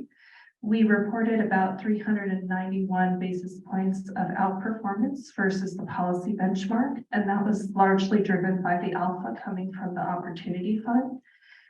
But if you kind of strip that down, you'll see that the performance of the managed futures was actually very close to the underlying benchmark. So if we have the secondary benchmark, that would help inform us a little bit on our relative performance within the Opportunity Fund, if that makes sense. And this year was particularly an anomaly with both stocks and bonds falling in tandem. You had stocks down 20%, you had bonds down 10%.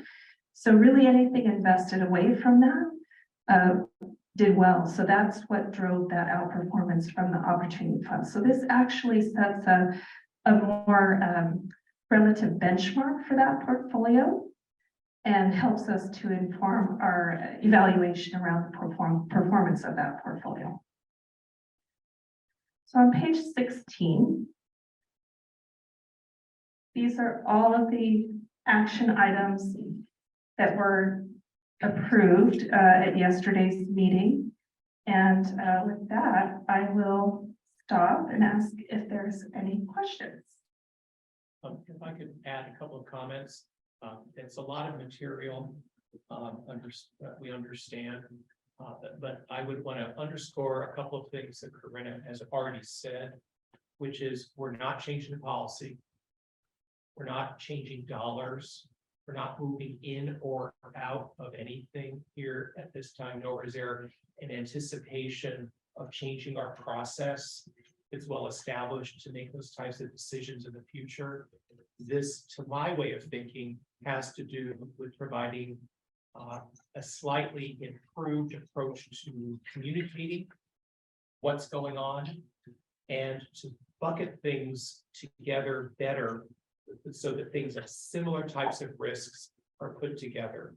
I think one thing that we didn't mention is historically we've had these two firms, GCM Grosvenor and Stepstone, that manage 50-50 our private equity and infrastructure activities. So I think maybe historically that's why these two somewhat different areas, private equity and infrastructure, were reported together. But as we've grown and it is the recommendation that we, for reporting purposes, provide that data separately.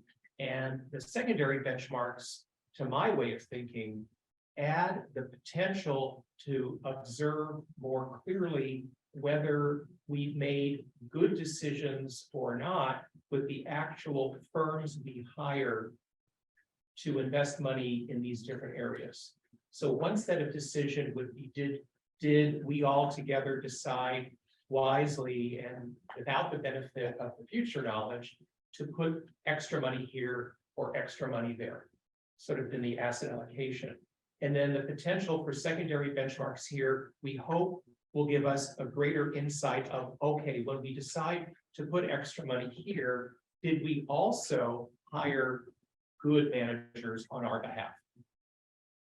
So hopefully that's additive. I think, Corinna, you've done a lovely job of covering a lot of material. Like I said, we spent over an hour on this with many questions and much discussion. Yeah, we certainly did. Do we have any questions Yeah, here? Karina, in essence, I like this approach, but what you're in essence suggesting, without changing the risk averse and risk seeking components, Correct. you've added this quasi third category, real estate, which is halfway between the two. Real assets, yeah. Yeah, Right, they have more of an inflation hedging characteristic, so they're exposed both to economic growth as a risk factor and also to interest rates. So they're a little bit more of a hybrid in terms of how they're generating return. so they're kind of a steadying aspect of. There's a steadying income component to it for sure, but it's also an inflation adjusted component. So that's why we like to look at these two together. And certainly infrastructure and private equity are quite different in that sense. One other thing I would add, Paul, is that for adding the secondary benchmark to infrastructure, particularly in the current environment, the policy states CPI plus 5%. But if you think about where CPI is running, plus 5% makes a very high hurdle for an infrastructure fund. So we want to use a secondary benchmark to really take into account the current market environment as well. Over the long term, these assets are intended to operate as an inflation hedge, but in short and near term, we also need to be cognizant of the inflationary environment. So that's why I think it's important to look at this and consistent also with your current policy on the private equity side. If we can just go to slide 3. I just want to help the board understand, help put my thoughts on how I was able to just understand this, because it is a lot of moving parts, but it's not that hard once you look at this chart. Sorry, slide 3.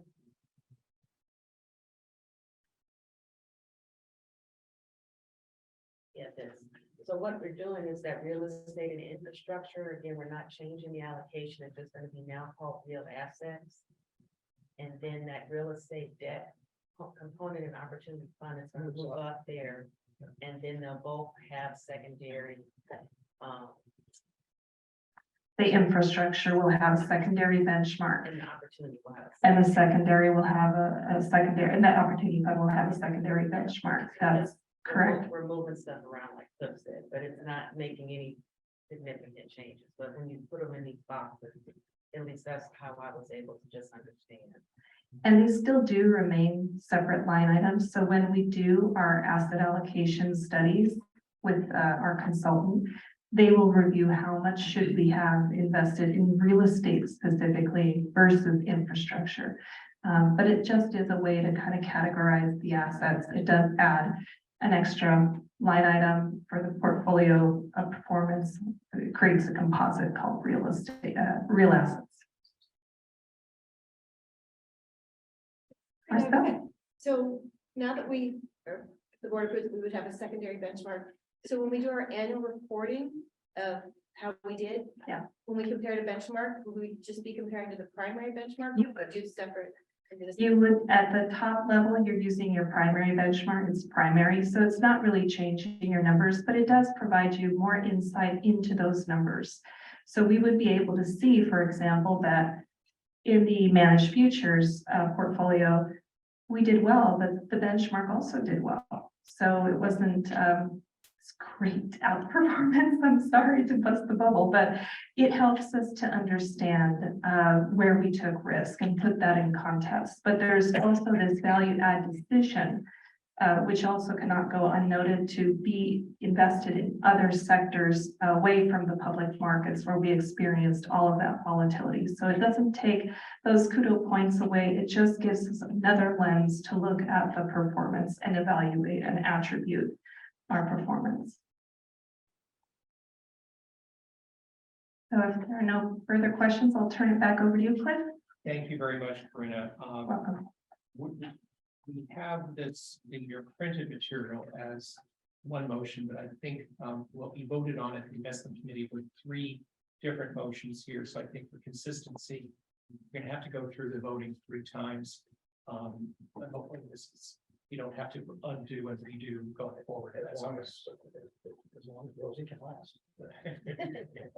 So the first, I'll move all 3, but the first one has to do with moving real estate debt out of the opportunity fund and moving it for reporting purposes into the real asset category. Paul Kaufman, Yes. Lisa Marie Harris. Yeah. Fred Bartolozzi. Yes. Thomas Battaglia, Yes. Cheryl Bush, Yes. Natasha Kora. Yes. Charles Hallquist, Aye. Paul Lutz, Yes. Lee Maji, Yes. Lee Wen, Yes. Clifford Choosing, Yes. and Roberta Spoon. Yes, And with that, Mr. Chair, the motion passes 12-0. Thank you. The next motion has to do with the reporting of the real asset category together. So we would have infrastructure and real estate reported separately, but then have a subtotal for real assets. And I'll make that motion. Paul Kaufman, Yes. Lisa Marie Harris. Yeah. Fred Bartolozzi, Yes. Thomas Battaglia, Yes. Michelle Bush. Yeah. Natasha Kora. Charles Hallquist, Aye. Paul Lutz, Yes. Lee Maji, Yes. Lee Wen, Yes. Clifford Choosing, Yes. and Roberta Spoon. yes, And with that, Mr. Chair, the motion passes 12-0. Thank you. And then to wrap this up for now, we have a motion to establish secondary benchmarks. One for the infrastructure investments and one for the opportunity fund, as Corinna has described. And I'll make that motion. Paul Kaufman, Yes. Lisa Marie Harris. Yeah. Fred Bartolozzi, Yes. Thomas Battaglia, Yes. Michelle Bush. Yeah. Natasha Kora. Yeah. Charles Hallquist, Aye. Paul Lutz, Yes. Louis Maji, Yes. Louis Wen, Yes. Clifford Choosing, Yes. and Roberta Spoon. yes. And with that, Mr. Chair, this motion passes as well 12-0. Thank you. And ladies and gentlemen, it gets easier now. All right, so, the next action item was a approval with a vote of 4-0 for an updated investment policy statement and private markets program policy. And Demetrius, maybe you could add some comments here. Sure. Good morning, everyone. This item dovetails with the prior action item, and the purpose is to update the policies to reflect the benchmark and asset allocation changes that were just voted on. So the policies in question are the investment policy statement and the private markets program policy. The changes that are being proposed to these 2 documents are in your materials. Unless there are any questions, I will turn it back over to Cliff for the vote. Okay, seeing no questions, thank you very much, Demetrius. I'll move that we approve this updated investment policy statement as described. Call for the vote, please. Paul Kaufman, Yes. Lisa Marie Harris. Yeah. Fred Bartolozzi, Yes. Thomas Battaglia, Yes. Michelle Bush. Yes. Natasha Kora. Charles Hallquist, Aye. Paul Lutz, Yes. Louis Maji, Yes. Lee Wen, Yes. Clifford Choosing, Yes. and Bobette Espen. Yes. And with that, Mr. Chair, the motion passes 12-0. Thank you very much. Our third action item, which the committee was approved with a vote of 4-0, approved a structure for a return-seeking fixed income activities. And Lucas Sanders, if you could please give us some background. Yes, thank you, Cliff. Good morning, everyone. This item is an action item, and we're asking for the board's approval to revise the manager structure that was approved in July for the return-seeking fixed income allocation to a more flexible structure, which I will get into in a little bit. But before I do, I thought it might be helpful to start by looking at where the return-seeking fixed income allocation fits within the entire investment portfolio. On the screen here, you can see a line with kind of the risk-reducing assets of the portfolio in green on the left side, and the return-seeking assets in blue on the right. And obviously, more risk the further right you get, down the right you get, and less risk the further left you get. So the return-seeking fixed income allocation sits right here at the very low risk end, if you want to call it that, of the return-seeking portfolio. And within, excuse me, within the return-seeking fixed income portfolio, you have fixed income securities that are mainly there to generate a higher return than the fixed income securities you will see in the risk-reducing assets portion of the portfolio. Moving on to the next slide. This slide shows you what we have in the return-seeking fixed income allocation currently. On the right-hand side here, you can see that we have 3 managers, all emerging market debt managers, consisting of Stone Harbor, Wellington, and 91. This allocation will transition from being 100% emerging market debts to a more diversified structure that includes multi-asset credit managers, or MAC for short, as well as potentially a emerging market debt manager. The structure that the board approved in July was a 40-40-20 structure, including, so that would be 2 MAC managers at 40% each, and 1 emerging market debt manager with 20% allocation. So the intention behind this structure was to create broad coverage of the return-seeking fixed income universe. After reviewing the characteristics of all the MAC managers out there, we found that portfolios managed by these multi-asset credit managers differ greatly from one another, and adding more than 2 MAC managers would add a lot of diversification, as well as make the portfolio more efficient. As you can see on the slide, we have 3 examples of multi-asset credit managers, manager A, B, and C. As you can see, the pie slices there are very different in terms of what they hold and how much they allocate to each kind of sub-asset class. And even within each pie slice, they differ quite a bit.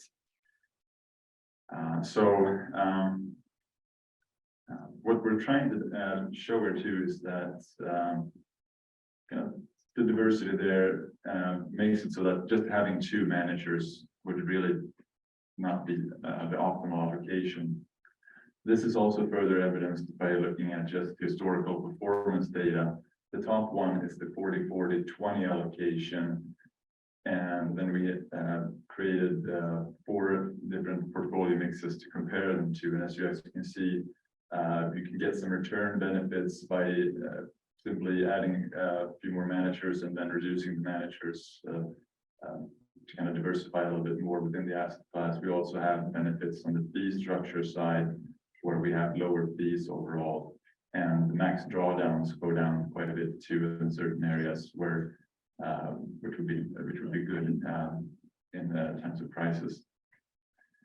So moving on to slide 7. What we're talking about here, this presents kind of an opportunity for a more optimal structure. So on the left-hand side here, you can see the 40-40-20 structure that was approved in July, and over here is an example of what a alternative structure might look like. Only an example, but by removing the constraints on the current structure, we can properly size each manager to their risk contribution in the asset class. So what we're talking about there is basically that there are managers out there that we might like for various reasons, but we don't feel comfortable giving them 40% of the whole asset class. So by removing this 40-40-20 constraint, we can then look at these managers and say, you know, maybe they should be a 15 or a 20% allocation instead, and we can bring them into the portfolio, which would then create more efficient allocation and add to the diversification of the portfolio. So that's why we're here, and we're asking for the board's approval, as I said, to remove the constraints of the portfolio. Yesterday, we added one additional piece on it. So we had asked for to remove all constraints, but we agreed that we would have a constraint that no manager could be more than 40%, but there was no constraint on the number of managers that we could use. So that way we couldn't use one manager at 100%, for example, or two managers at 50-50 each. So the top allocation would be 40% to one manager. So that's all I've got. If there are any questions, I'd be more than happy to answer them. Otherwise, maybe I can read out. Yep, go ahead. What's the next step? The next step, good question. Almost like I asked them. That's the next step. No. Yes. Well, so the next, bringing the managers back. so the next step will be in January, when we're gonna bring these managers in front of you to be approved, and then we'll also have a weight to each manager to present to you also. Let's say there are 4 or 5 managers, A, B, C, D, E, they would have these different weightings, and then you would approve each manager and you would approve the weighting of the managers too. So put another way, we're not suggesting that we're going to change the dollars for the weighting overall in return seeking fixed income, but if approved, this approach would give the staff and advisors more flexibility to look for best opportunities they feel fit the plan within this arena. So we're removing some of the previous constraints and broadening the potential universe of managers as well as opportunities. Exactly. And as you showed in the slide, with all the numbers of these different scenarios, the potential for return goes up should this be approved under those examples, the fees have potential to go down as well, and both the drawdown and the tracking error under these others rather than the 40-40-20 were more attractive. So you get diversification, potential for greater return, and for lower fees and lower risk. Yeah, I think it comes down to expanding the universe that we have available to us too, right? So that instead of just focusing on managers that we feel can take 40% allocation without being too risky to the whole kind of asset class, we can look at maybe smaller managers that can be a 20% allocation. So by January, you'll have the potential managers who set the bring to the board. Yep. And you'll be working with what consultant to do that? Yeah. So there's already full managers that you're already looking at? Yeah, we have a pool established, and we've come quite a bit in our due diligence process, but and that's kind of when we realized that there are a lot of good managers out there that we think could be good potential, but we didn't feel comfortable with 40%. Yeah. Not seeing any additional questions. I'll move with this 40% max.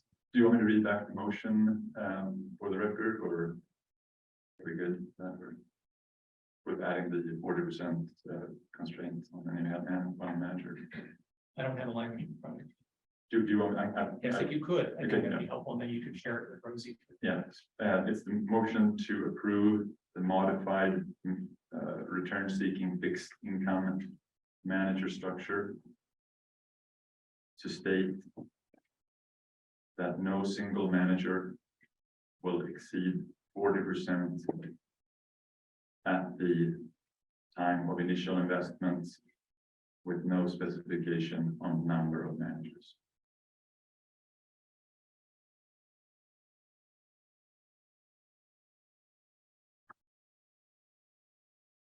I'll move. Call for the vote, please. Paul Kaufman, Yes.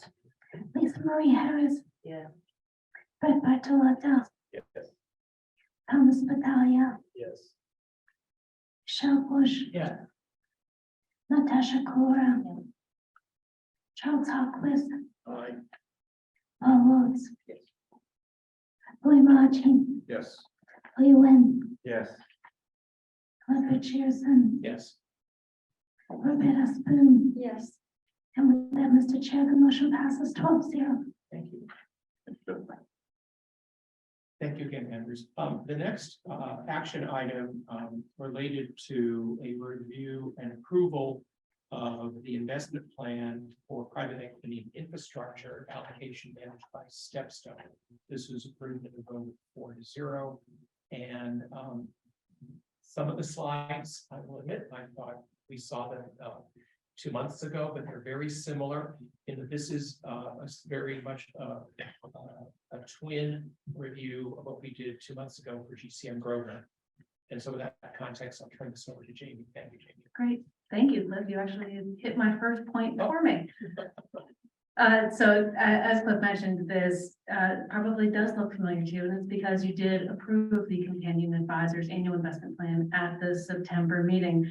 Today, we're discussing the Stepstone Annual Investment Plan, and in particular, my comments are going to focus on their portfolio pacing.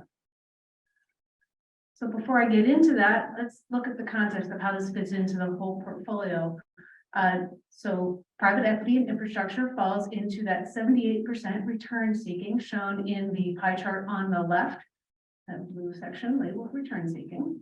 Moving over to the right, this breaks out that return seeking portfolio and shows you that private equity infrastructure falls under there, and it is shown as the dark blue piece of the pie. That's 13% total, or 10% to private equity and 3% to infrastructure, and those are both their target allocations. So let's go ahead and talk about these allocations. As we've discussed in previous meetings, the private equity allocation continues to be above target, about 510 basis points.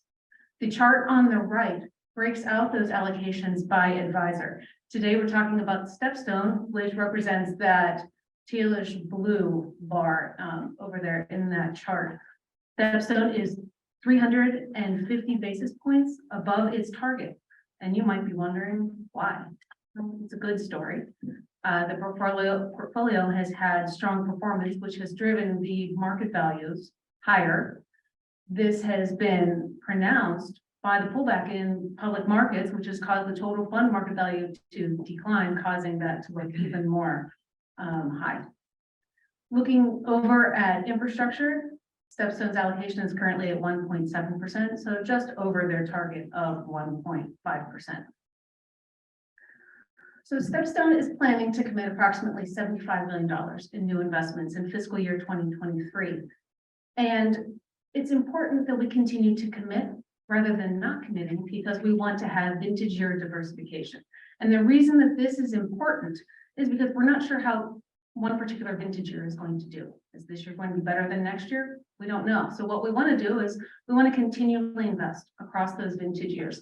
What we've seen historically is that in times of market distress, those vintage years tend to have better opportunities and tend to be outperformers. Again, we don't know when that's going to happen, so that's why we diversify across vintage years and make sure that we have exposure to each one.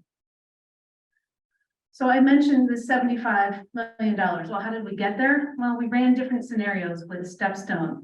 We focused on the $75 million as offering the right amount of opportunities for the portfolio to strike a balance between bringing that allocation closer to the long-term target while maintaining that vintage year diversification. This next chart will actually show those different scenarios. And what we want to focus your attention on here is the gold line. That is the $75 million in commitments. And as you can see in, well, maybe you can't, but it's what we're trying to show here is that in fiscal year 2024, we cross over and hit that target return, that target allocation, and then it continues down to 4.8% in 2027. What's important to note for you on this page is this is a point in time that this is the model at this point. We do review this on an annual basis, so this will be back in front of you to see if we need to adjust this pacing for the following fiscal year and looking at those in the future. So with that concludes my prepared remarks. I'm happy to answer any questions that you have.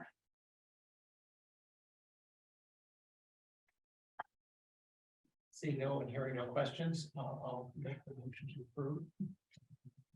Paul Coughlin, Yes. Lisa Marie Harris. Yes. Fred Bartolome. Yes. Thomas Battaglia, Yes. Michelle Bush.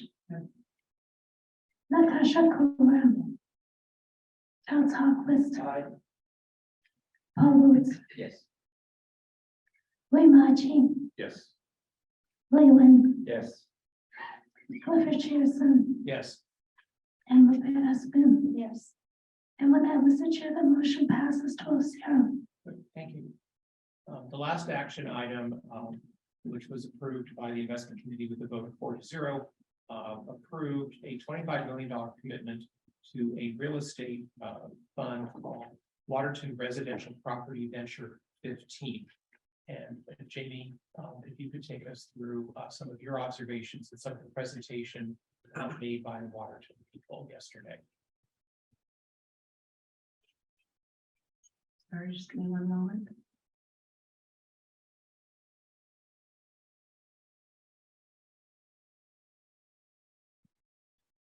Okay, thank you. So the item in front of you is for a $25 million commitment to the Waterton Residential Property Venture 15. This is a follow-on fund to SDCERS' current investment in their previous fund, which was Venture 14. Waterton 15 is a multifamily fund targeting value-added investments in major U.S. markets with the goal of renovating and or repositioning these assets. The fund is seeking a target IRR, net IRR of 12 to 13%, and this return will be achieved through income and appreciation. As I did in the previous item, let's look at the portfolio fit and see how it fits into the greater picture here. Real estate falls into the return seeking bucket shown in that first pie chart on the left, moving over into the return seeking in the middle. Real estate is shown there in that gold piece of the pie, and that's a 13% target allocation. And then finally breaking down that real estate portfolio a little bit further, this falls within the non-core real estate portfolio, which has a target of 30% of the portfolio. So what's the rationale for this investment?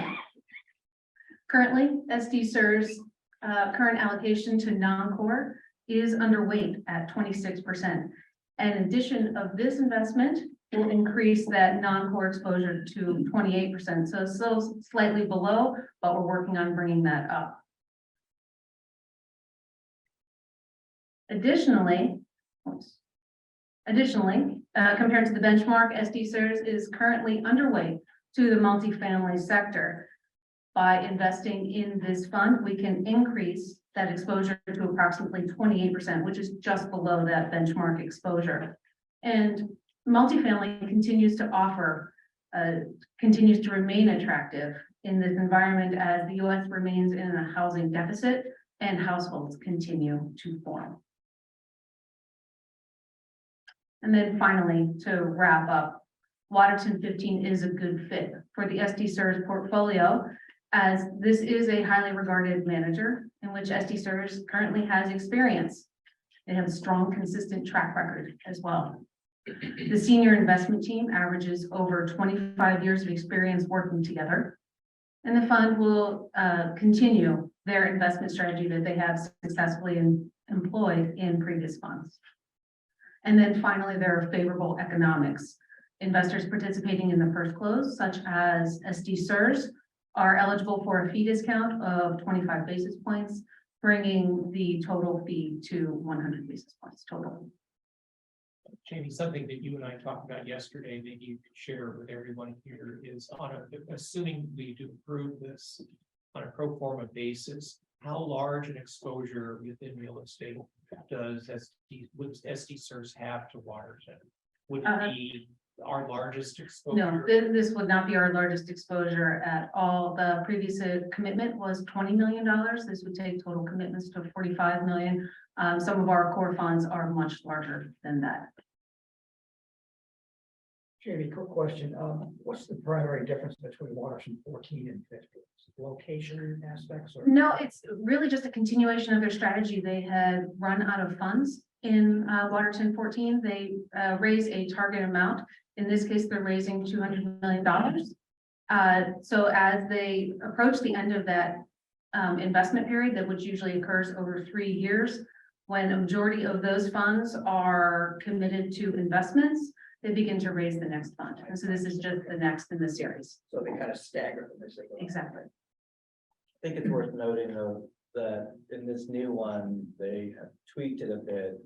Where they have allowed themselves to invest in new build, which is from the ground up. It has As opposed to the renovation piece. it has its own set of risks involved. But in this environment, most probably they're not going to utilize that capability, but it's worth acknowledging that it does have a slight change in risk parameters. And I believe isn't it capped at 10%? Yeah, so there are to Cliff's point, there are control mechanisms in there, but likely we delved into this yesterday, likely that's not. And that's also not abnormal for funds like this. Most of these value add funds do have a development component to them. I will then, hearing or seeing no additional questions, I'll make the motion that we approve for this investment.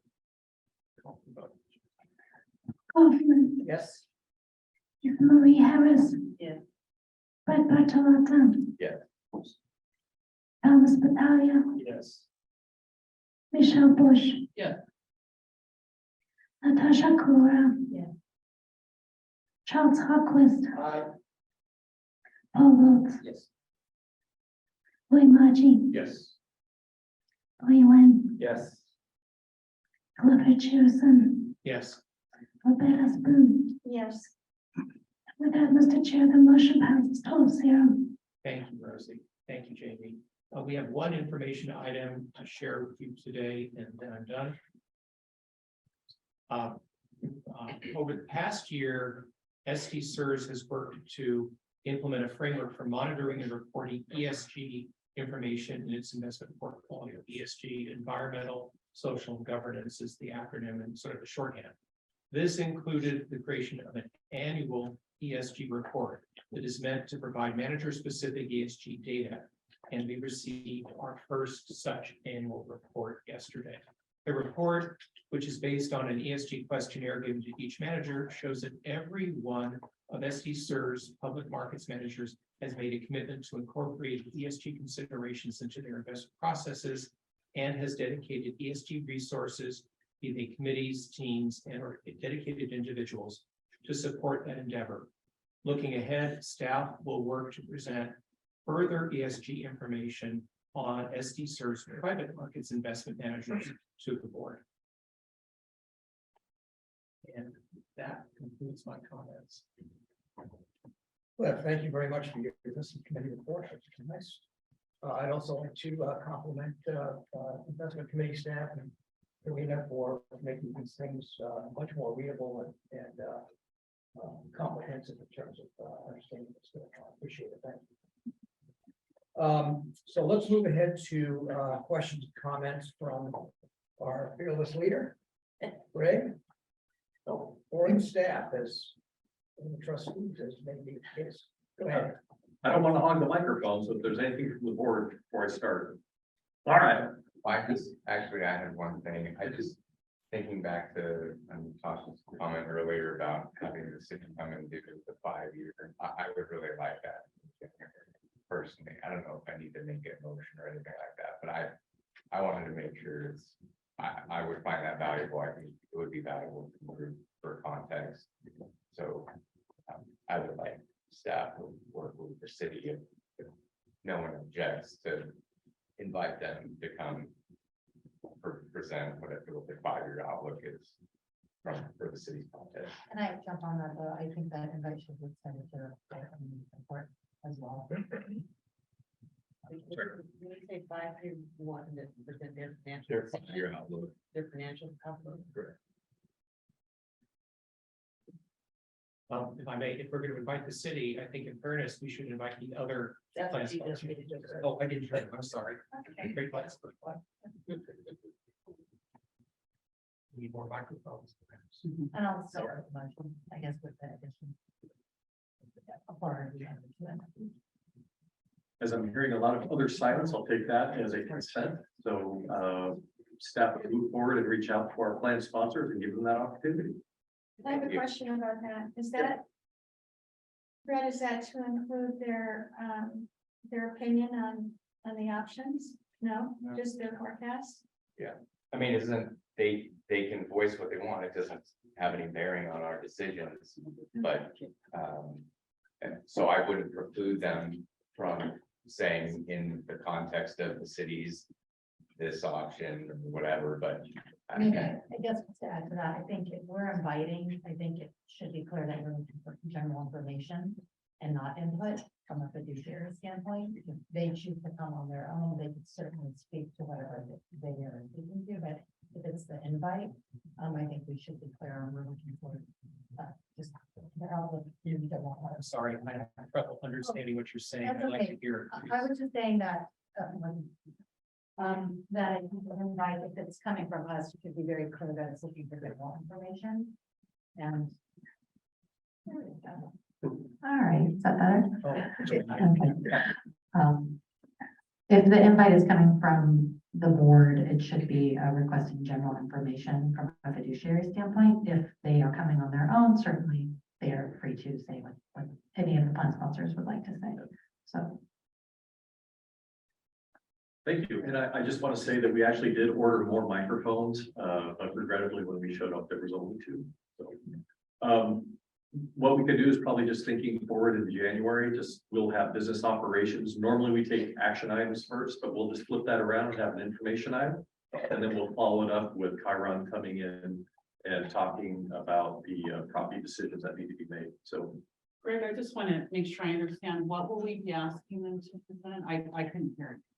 So the ask was, can we invite the 3 plan sponsors to come give us their economic forecast for the coming years? And we know that the city does every year, they do an annual 5-year outlook into their revenues and costs and where they're going to be financially. And so there was lots of questions this morning about where is the city? One of our funding objectives is cost sustainability.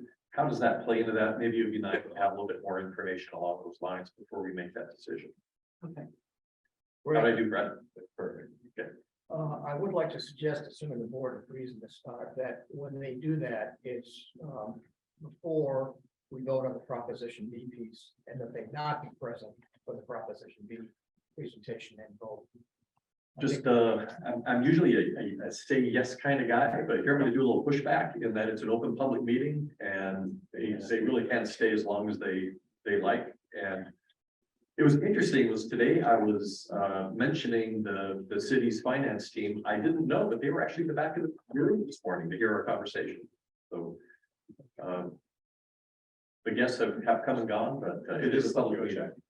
For $119 million. Okay, so we'll move forward and Paul, make sure that we keep you in the loop on as we plan that meeting and set the agenda, that everything is in order. Anything else from the board? All right, well, first of all, I just wanted to thank everybody for your flexibility as we've been hopping around the city the past few months in our various meetings. We have one more hop left. We have a audit committee meeting on Wednesday, the 16th of November. And that will be back at the Best Western Island Hall, where we had our September meeting. So that's for our audit committee meeting. Following that, I believe we are going to be back at 401 in our building and our boardroom. So, they have made the room. They've put it together. Our IT team is working to make sure all the technology works. So I believe by January, we will be in that meeting. I believe we will need to do some training on actually how to use the automated voting system once again. It seems like it's been quite a long time since we've done that, a couple of years. So we will do that probably before our committee meeting. So by the time we get to Friday, everybody will be experts once again on how we vote electronically rather than old school, where Rosie's calling the roll. We'll be moving forward with that. I also want to talk about board member terms. Board members, as you know, serve staggered 4-year terms. And this coming March of 2023, we have 2 appointed members whose terms are ending and 2 elected members whose terms are ending. And so I wanted to say that we have been working with the mayor's office to really ask, beg, plead, and say, would you please reappoint President Kaufman and Investment Committee Chair Clifford Shearson to a second term. So we've been really impressing upon them that I would consider ourselves a younger board. We have a lot of new members, and having some of that continuity of leadership would be quite beneficial going forward. But that again, that is up to the mayor and the city council to make that happen. We have 2 elected members coming, their term is ending. It is our police member and our retired member. And so as we've done in past years, we'll be holding an election. We outsource that to a election company. It's the same company that we've used successfully in prior years, and our member services team, I said, will be coordinating that, and we're looking forward to a good election.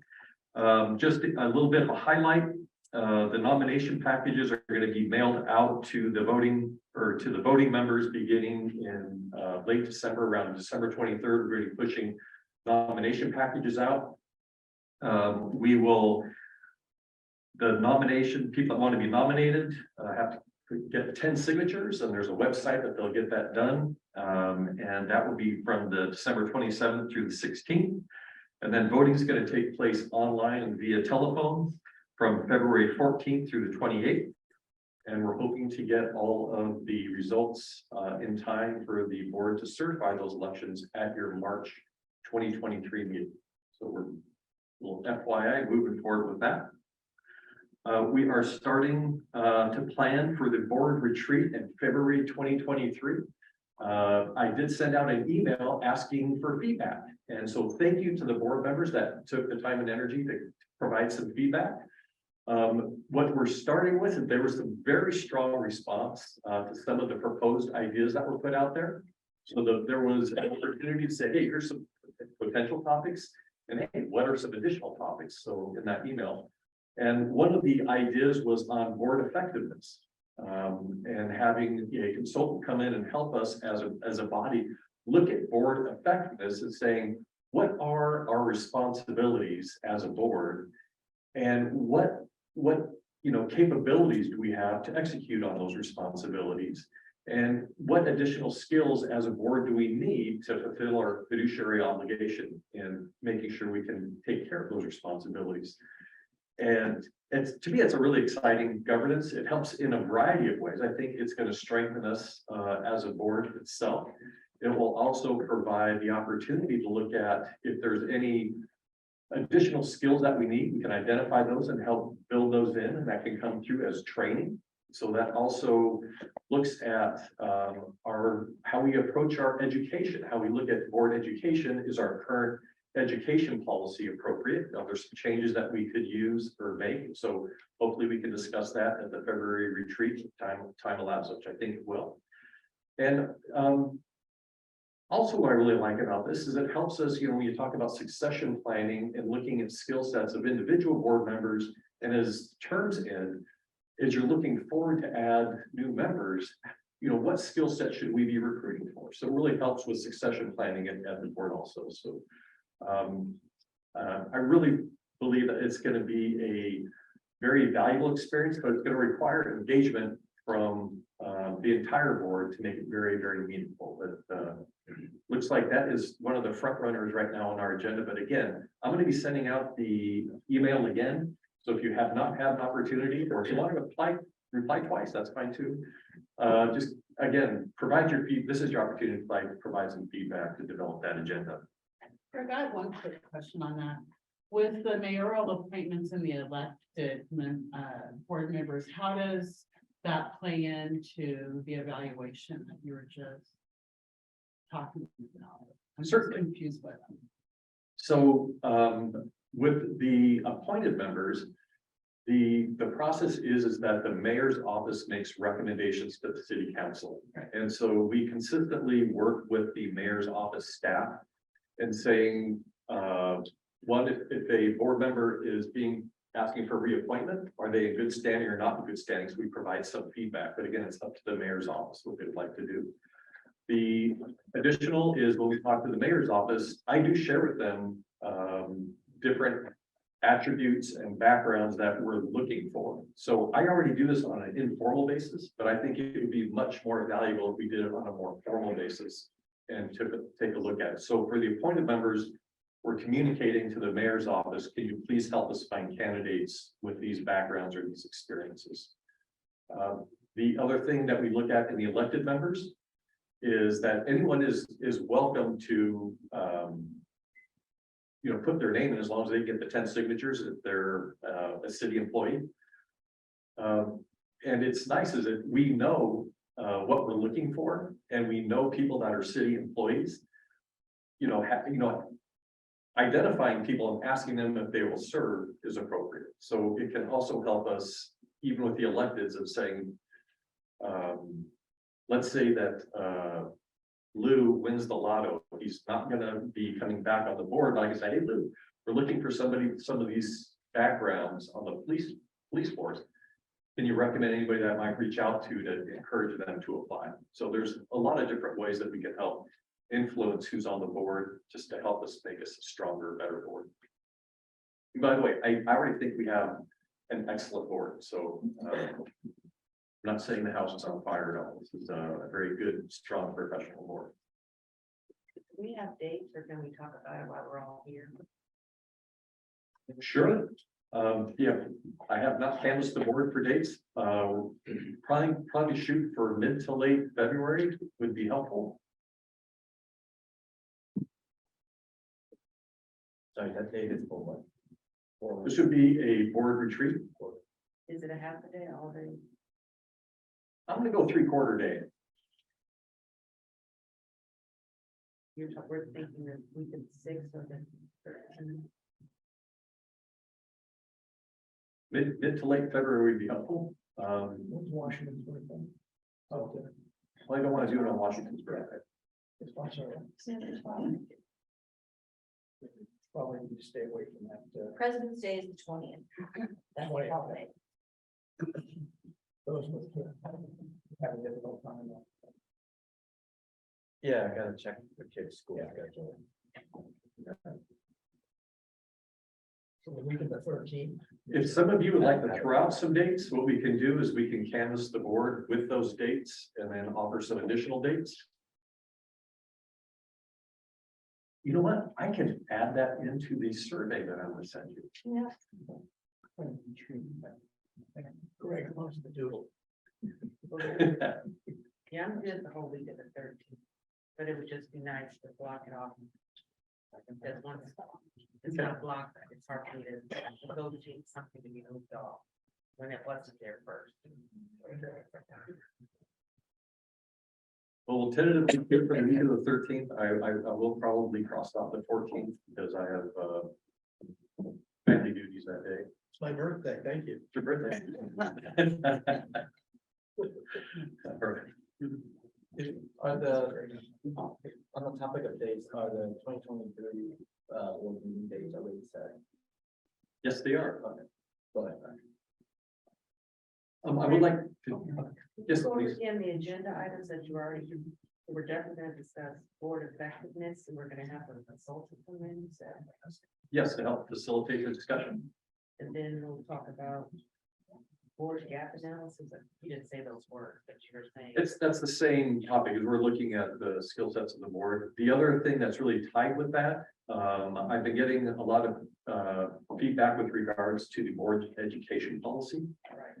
And one is how do we use it? And two, is it sufficient? I thought that would also be a nice policy discussion for a board offsite to take a little bit deeper dive into the education policies. How do we encourage, reinforce the need for education and make it an easier policy to use.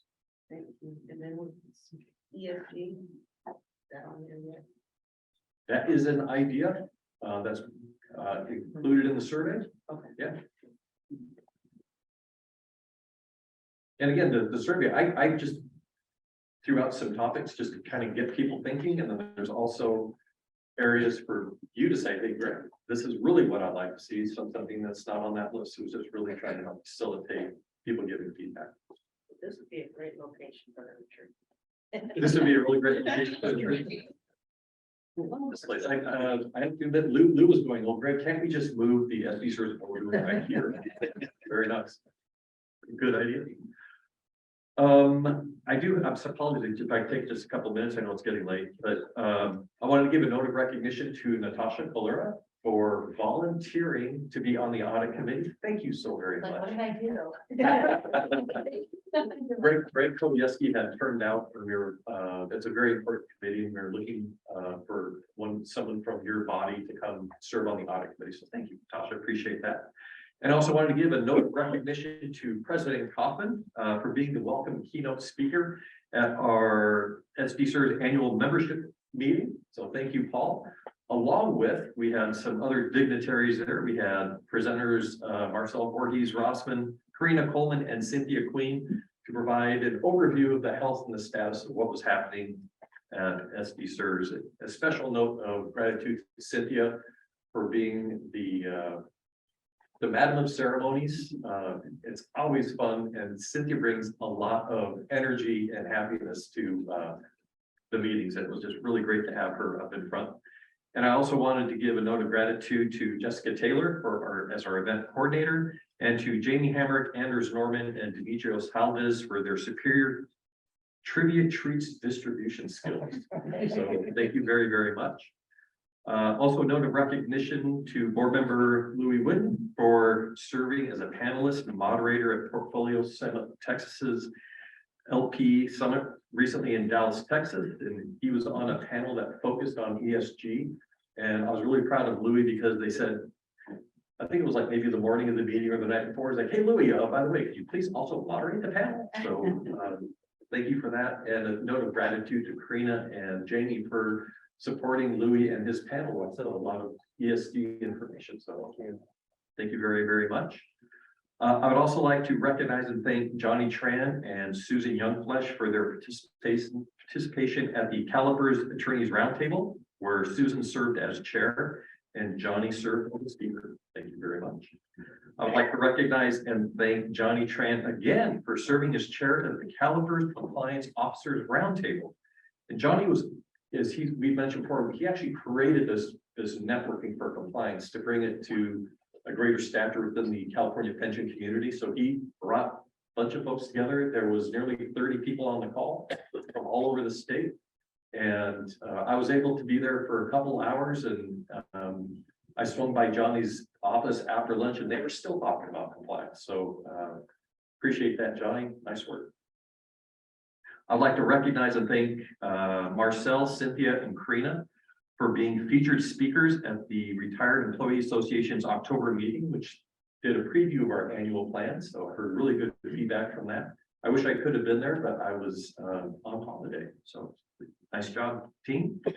I'd also like to recognize and thank Marcel for providing the Retired Fire and Police Association the SDCERS update at their annual luncheon at the ever popular Valley High. So thank you very much. I'd also like to recognize our Finance, Investments, and Member Services and Communications team for achieving the CAFR, Certificate of Achievement in Financial Reporting. I'm sorry, it's the ACFR. Yeah.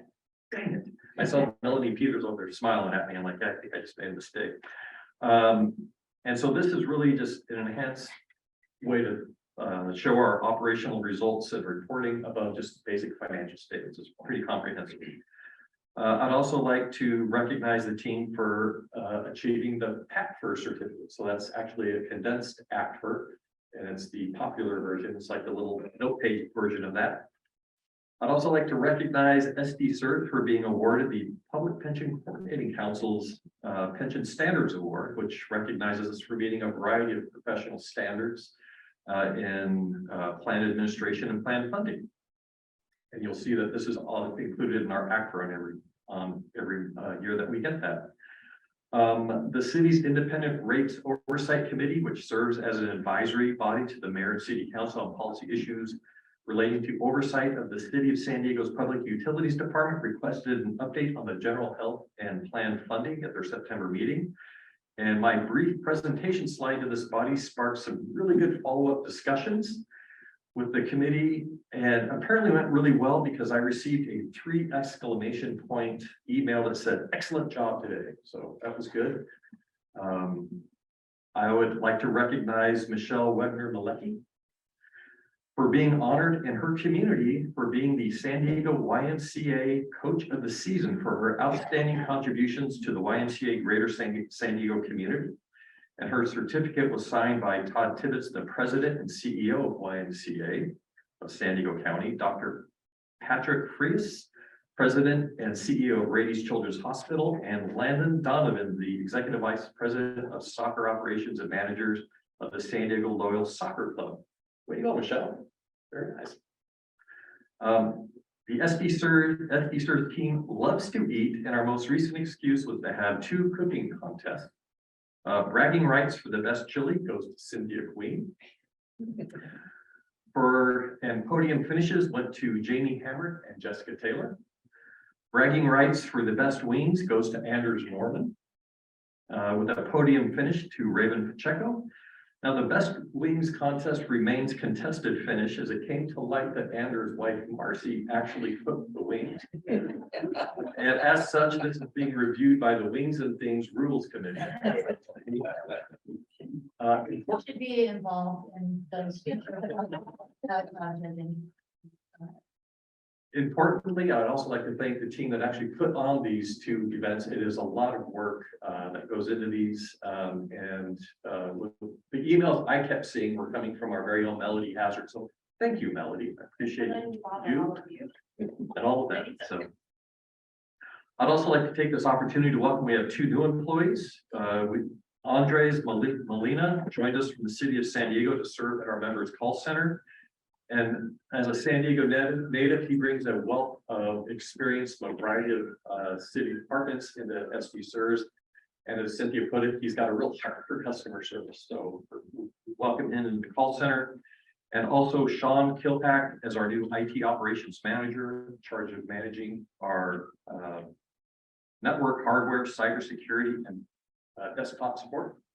Hey, Patrick, thanks for joining us. Or Sean, and he comes from SDCERS, having managed the city's largest IT department, and from the police department and the San Diego County District Attorney's Office. Thank you, Sean. I'd also like to recognize staff who are retiring, and this month it's no surprise that Dave has announced his retirement.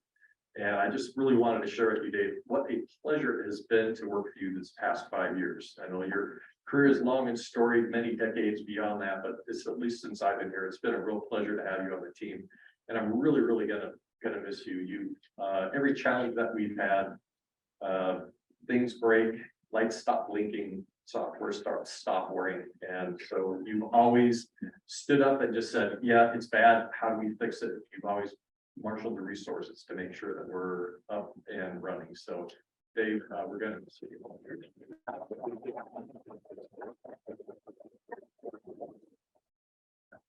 And with that, that concludes my very long and tedious remarks. Thank you. Thank you, Greg. Okay, we're going to move into closed session. Just a little bit longer, folks. For the staff, consultants, and visitors not invited to participate in closed session, could you please leave the room, and Rosie, would you please stop recording while we're in closed session? Okay, Rosie, Yeah, ready. back in session. Yes, we're back into session with the. We're recording. Is that right, Michelle? We are. Thank you. Okay, Johnny, do you have any reports in closed session? I do, thank you. In closed session, the board voted 12-0 to file an action to collect paid benefits, death benefits of Florentine Blanco. Those in favor were board members Kaufman, Harris, Bartolotta, Battaglia, Bush, Calora, Conquest, Lotes, Maggi, Wien, Shearson, Stewart. That's it. Okay, thank you very much. Any other comments from the board at all? And with that, we have come to the end of our agenda. This meeting is adjourned. And our next meeting is set for January 13th, 2023, to be held actually in the SDC boardroom. Correct? Or on A Street. Be there or be square. Thank you very much, people.